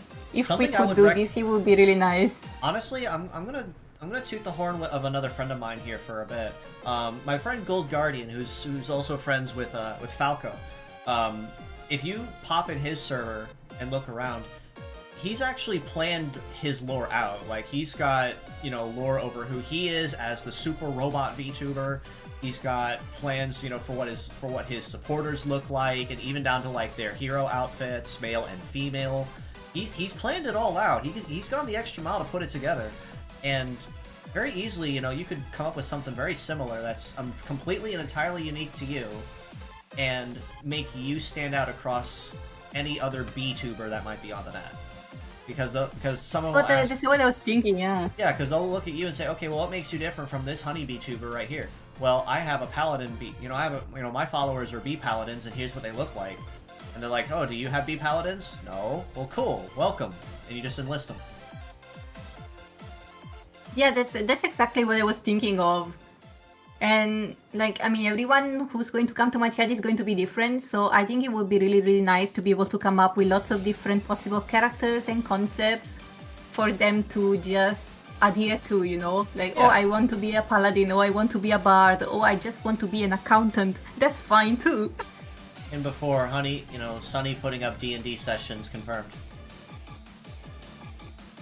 Yeah, like, a lot of those are just D&D, aren't they? I mean, hey, it works. It's a very tried and true method. Yeah, I don't know if you know it, but there is this extension called Stream Avatars. That's why I was thinking of all this in the first place, because I've been considering getting this extension.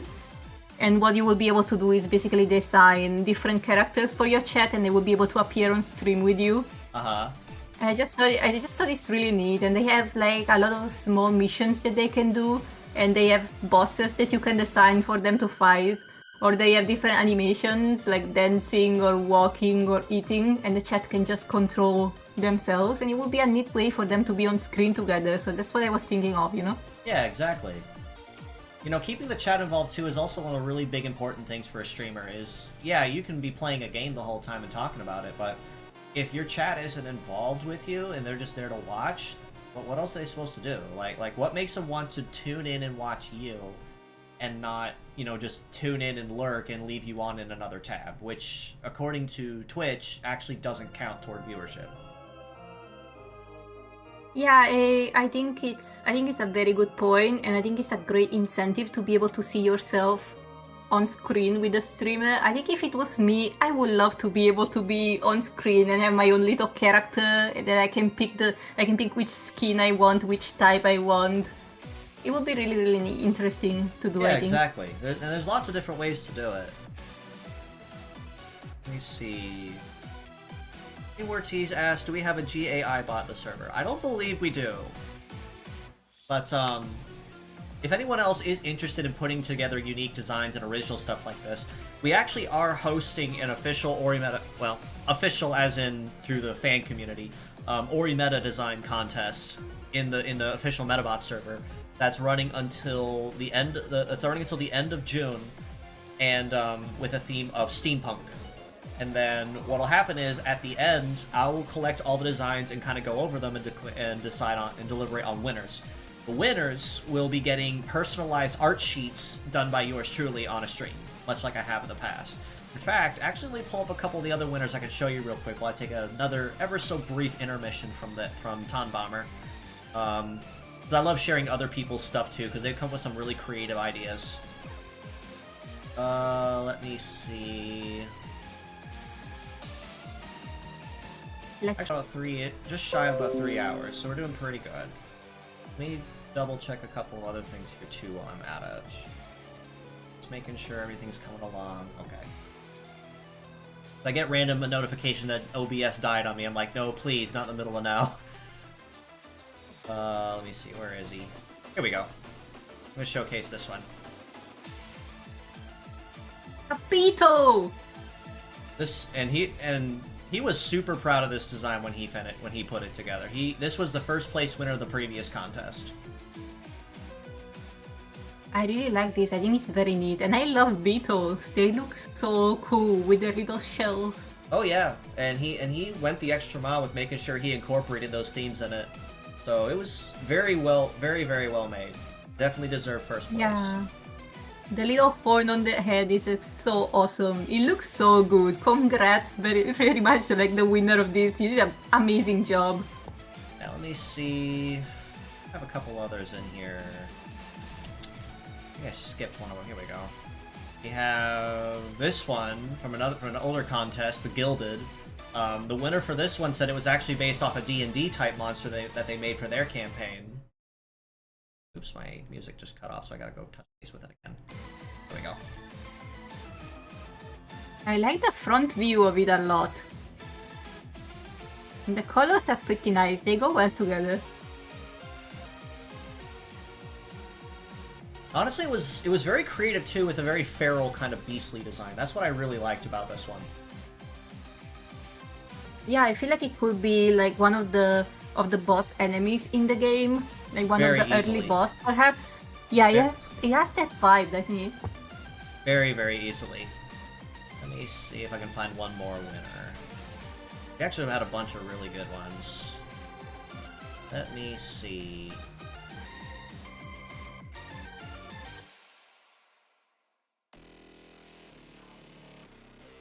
So many things to flip through.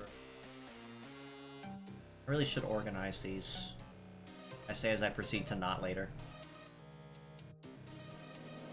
You are talking to an expert here. I literally just put everything in my downloads and just leave it there. Yeah, I've made my computer mad at me a couple times doing that, because then I go back to look for it later, like, where is it? I don't know. You moved it. That tells me nothing. Yeah, what I do is I just re-download the same thing over and over again. I'm pretty sure I have the same picture like 3-4 times in my computer. I know I shouldn't do this, but I can't help hey. it. Oh, actually, a couple others that I did submit in the previous contest, and I just saw them here. I was really proud of these two. I was super, super proud of them when I finally put them together. So this is actually one in a pair of two. There we go. Oh wow, this one looks a lot like a person. It is actually. Could be just it could be just yeah. It's based off a very specific person in history. Let me pull up. I feel like Let me I pull feel like up if we were. Let me pull up the twin. Oh yeah, sorry, you go ahead. Yeah, let me pull up the twin, and it might make some sense. Oh, it's Bonnie and Clyde. That's why. Exactly. I had a lot of fun putting these two together. So essentially, we had Bonnie. We had Bonnie, who is a very small and agile type of design, and then you have Clyde, who's very big and bulky with with heavier artillery. I feel like if I saw Bonnie in the game, I might think it's an actual person talking to me, and then I'd be gone. Yep, exactly. Yeah, exactly. But no, I had a lot of fun putting these two together. What I found weird is for some reason Producer San only showcased Clyde though. Either that or I missed Bonnie, but that just means I'm gonna send him in the next one.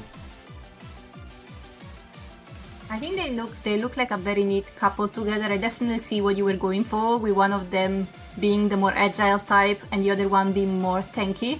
Yep, that was the entire plan with it too, and they are extremely synergetic together. Yeah, I think it works quite well. So I had fun with these two. Alright. So here's what we got with Tom Bomber so far. He looks so cool. He looks neat. I can't stop saying it. He looks so shiny too. Actually, I'm not quite finished with it yet. Let me add add a little bit of a glow on here and have some fun with it. Then I can move on to some of the other stuff. There it is.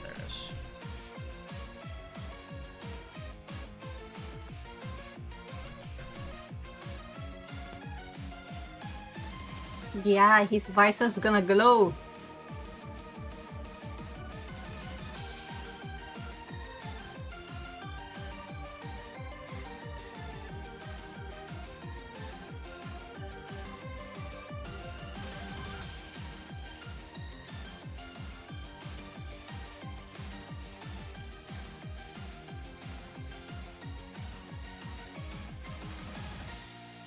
What I'm gonna do as well and really have some fun with it. Actually, I'll leave that layer on top. I love him. He looks good. He looks so cool. Oh, I would hope My he child is. bomber. Bomber Child. I think it's really funny that we ended up calling him Ton something because my cat's name is Tonton also.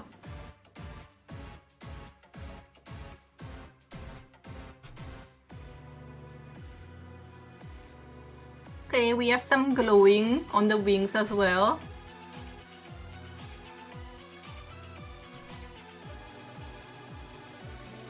I think he would definitely be a pretty formidable opponent. Oh, this guy would be an absolute terror to most competition. He would literally just be showing up there and everyone would be looking at him kind of funny, going, okay, I really hope I don't have to mess with this guy if I can help it. Yeah, he looks like one of those, maybe not main characters, but like the enemies that the rivals that the main characters has to face to become stronger. That's what he looks like. Meanwhile, one of the bosses, yeah. Meanwhile, most everyone else that's played, flyer games going, wait, why do I hear Star Wolf in the background? Yeah.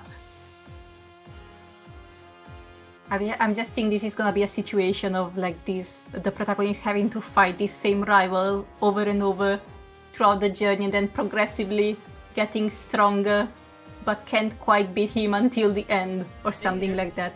You're thinking, you're really thinking now. You got a plan over there. Yeah, we have to build this lore. It's just as important. Yes, lore is extremely important. And you know how in most games and anime, they always have that one kid that is going to be the rival of the protagonist, and this one kid is really talented, has been doing this for a really long time, the Jets, right? And the rival is always going to be... So I actually have a little funny to share with you that was discovered earlier today. So a new event in Medarot S just went live, which is actually kind of a tie-in with the other game that came out recently, Medarot Survivor. Really fun, by the way. Really nice little casual time killer in the series. But its main character that's kind of like guiding you through the how to play, and the whole premise to it is helping the main character, who's a researcher by the name of Suzuno, kind of help field test some experiments that she wants to try using Metarots in situations of fighting basically 1 versus 1,000.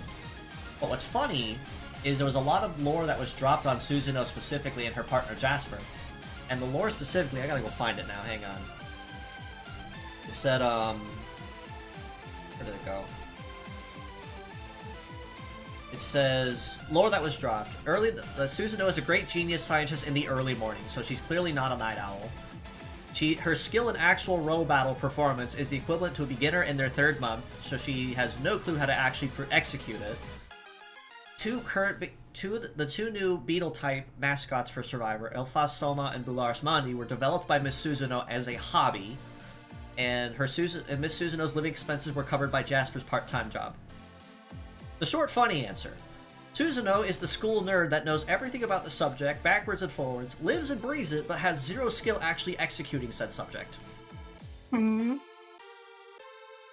It's very main character-like.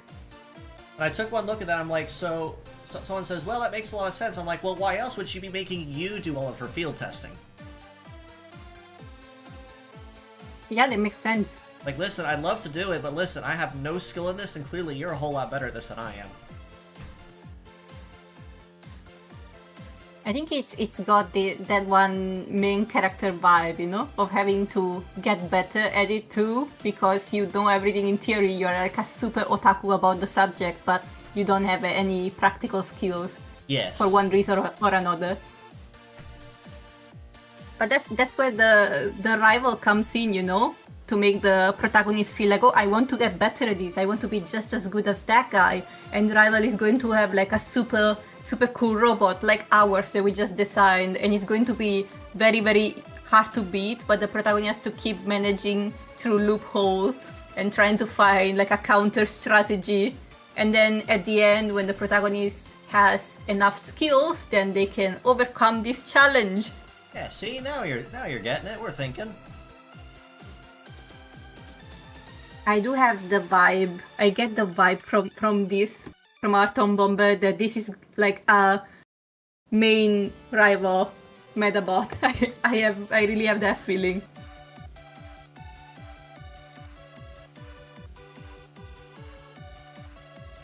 My cat just woke up, by the way. I think he might have heard the word ton one too many times. And he was probably thinking like, why do you keep calling me? Why are you calling me? You called. So he came to check out. Yeah. He came to check out the area over here.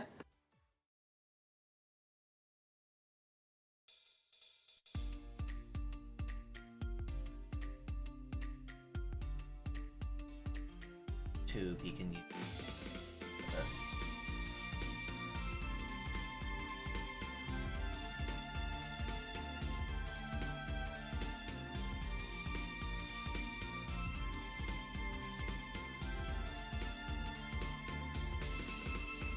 I can't stop saying, but he looks so cool. He's so cool. Like really, the design is very good. Yeah, let's do a straight tail.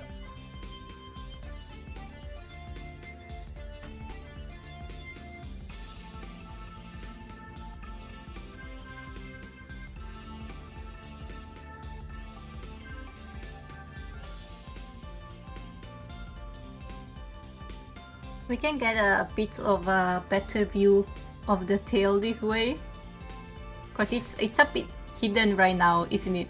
Yes, that's exactly why I'm doing it like this.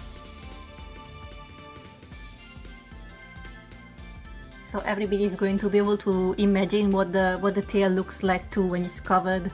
Wink wink, nudge nudge, fan art people. So for anybody who joined maybe a little bit late, the thing that we were planning to do with the tail is put 3 prongs on it, just like the tail of an airplane, since this Medabot is very heavily influenced by both dragonflies and airplanes. It's just not easy to see from the front side, so we're doing a side view now.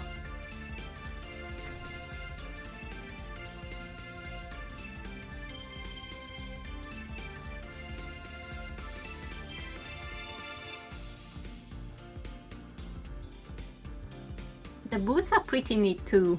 They really look like the little legs of the dragonfly, and the dragonfly might prong itself or like.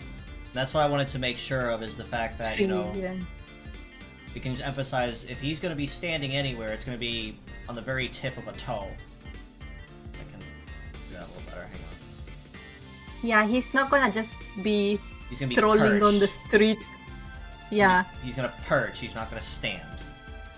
Yeah, he's not going to be able to just walk around.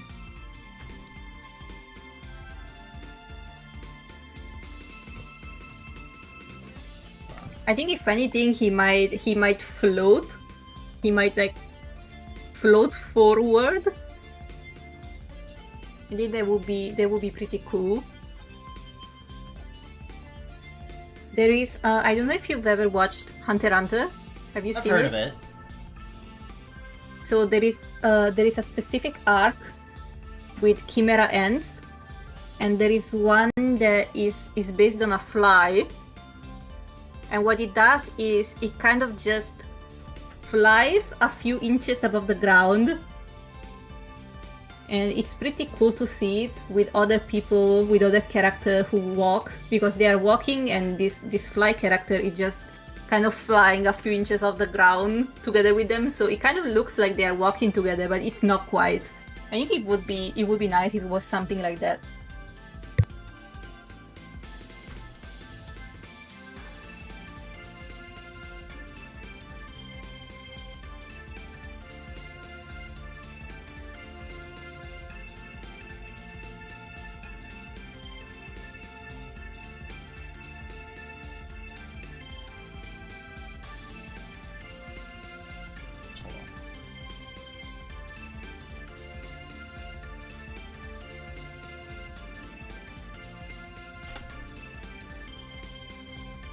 I think the best idea that we had for the weapons so far is the Turbinator. It's just so cool. Yes. You definitely were cooking with that one.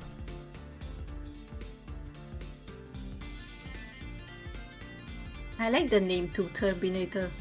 It's a dumb pun, but it works. And see, and you didn't want to use it. I was just a little bit shy about it because It's puns. I mean, I have no issue with puns.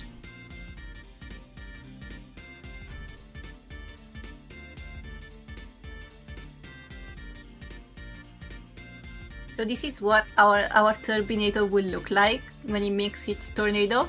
Yep.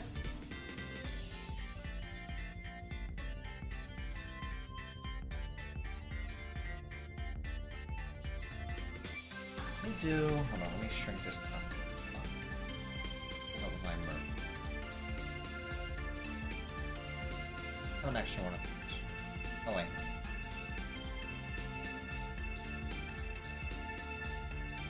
I just had a bit of a crazy thought, but when the Turbinator is closed, so it's in one straight line, do you think our Tom Bomber will be able to just stab an enemy with it?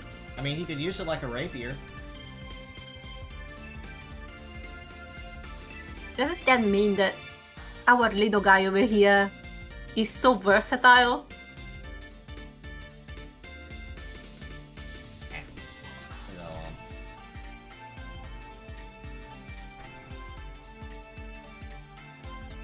It does basically He's cover melee everything. and ranged. Actually, merge those together.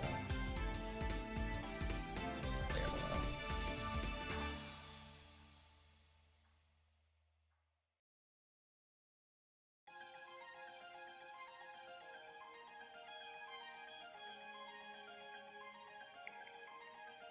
Here it is, the Tom Bomber, everybody. Yeah, put that back. Thank you.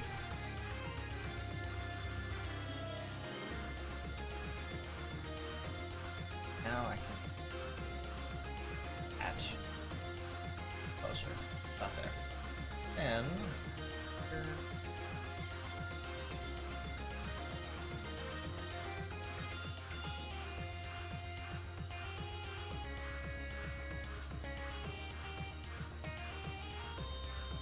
Yeah, little Tom Bomber showcase.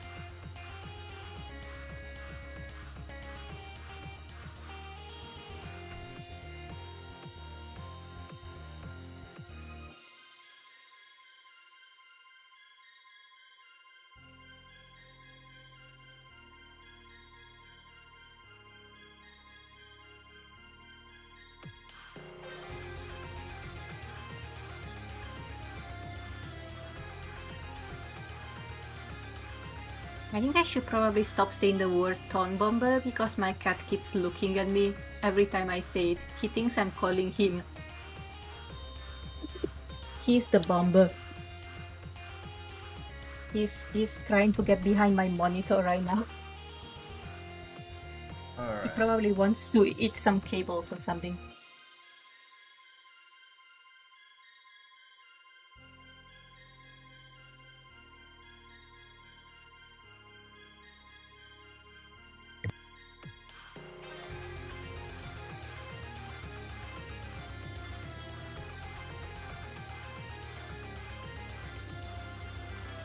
Actually, no. Ooh, I get a signature too! Of course you do. Don't put it together. Thank you, thank you! You did most of the work though. I No. just yapped. No. This was an equal development on both sides. I will not take this any other direction. Alright. I'll take it, I'll take it.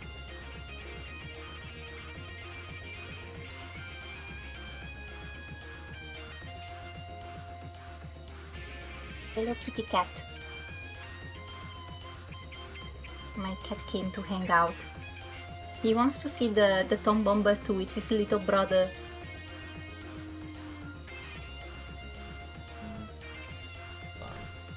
Darken these. Now let's try it. That's better. Alright. I'd say there we have it. He looks good. I think if we entered him in a contest, he would win for sure. You know, He's already a winner in my heart. I honestly would. Next contest that comes around, I'll reformat the image a little bit to kind of get it to fit in a standard frame. I'll send it in. I'll do it. Yatta! Design! He's already a winner in my heart. Yeah, I do it. I'll do. No matter the result, he looks good. He looks good.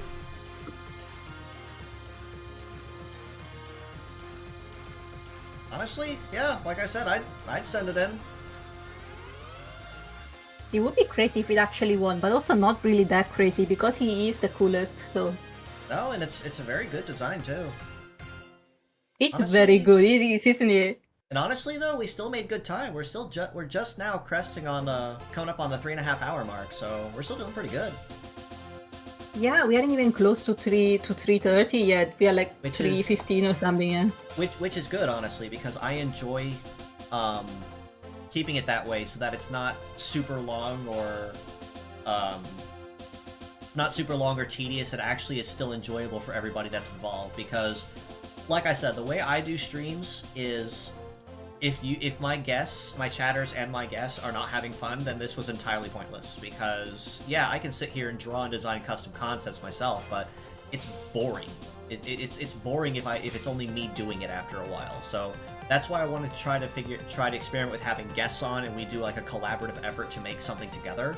And honestly, I've been considering a success so far with the two guests I've had, you and Sain, so far. And honestly, I'm going to be slightly biased here for a minute, so if Sain hears that, jumps in and says this, I'm sorry, kind of. I actually had a whole lot more fun with this one because we were able to take time to properly refine one design instead of having to split it between making multiples.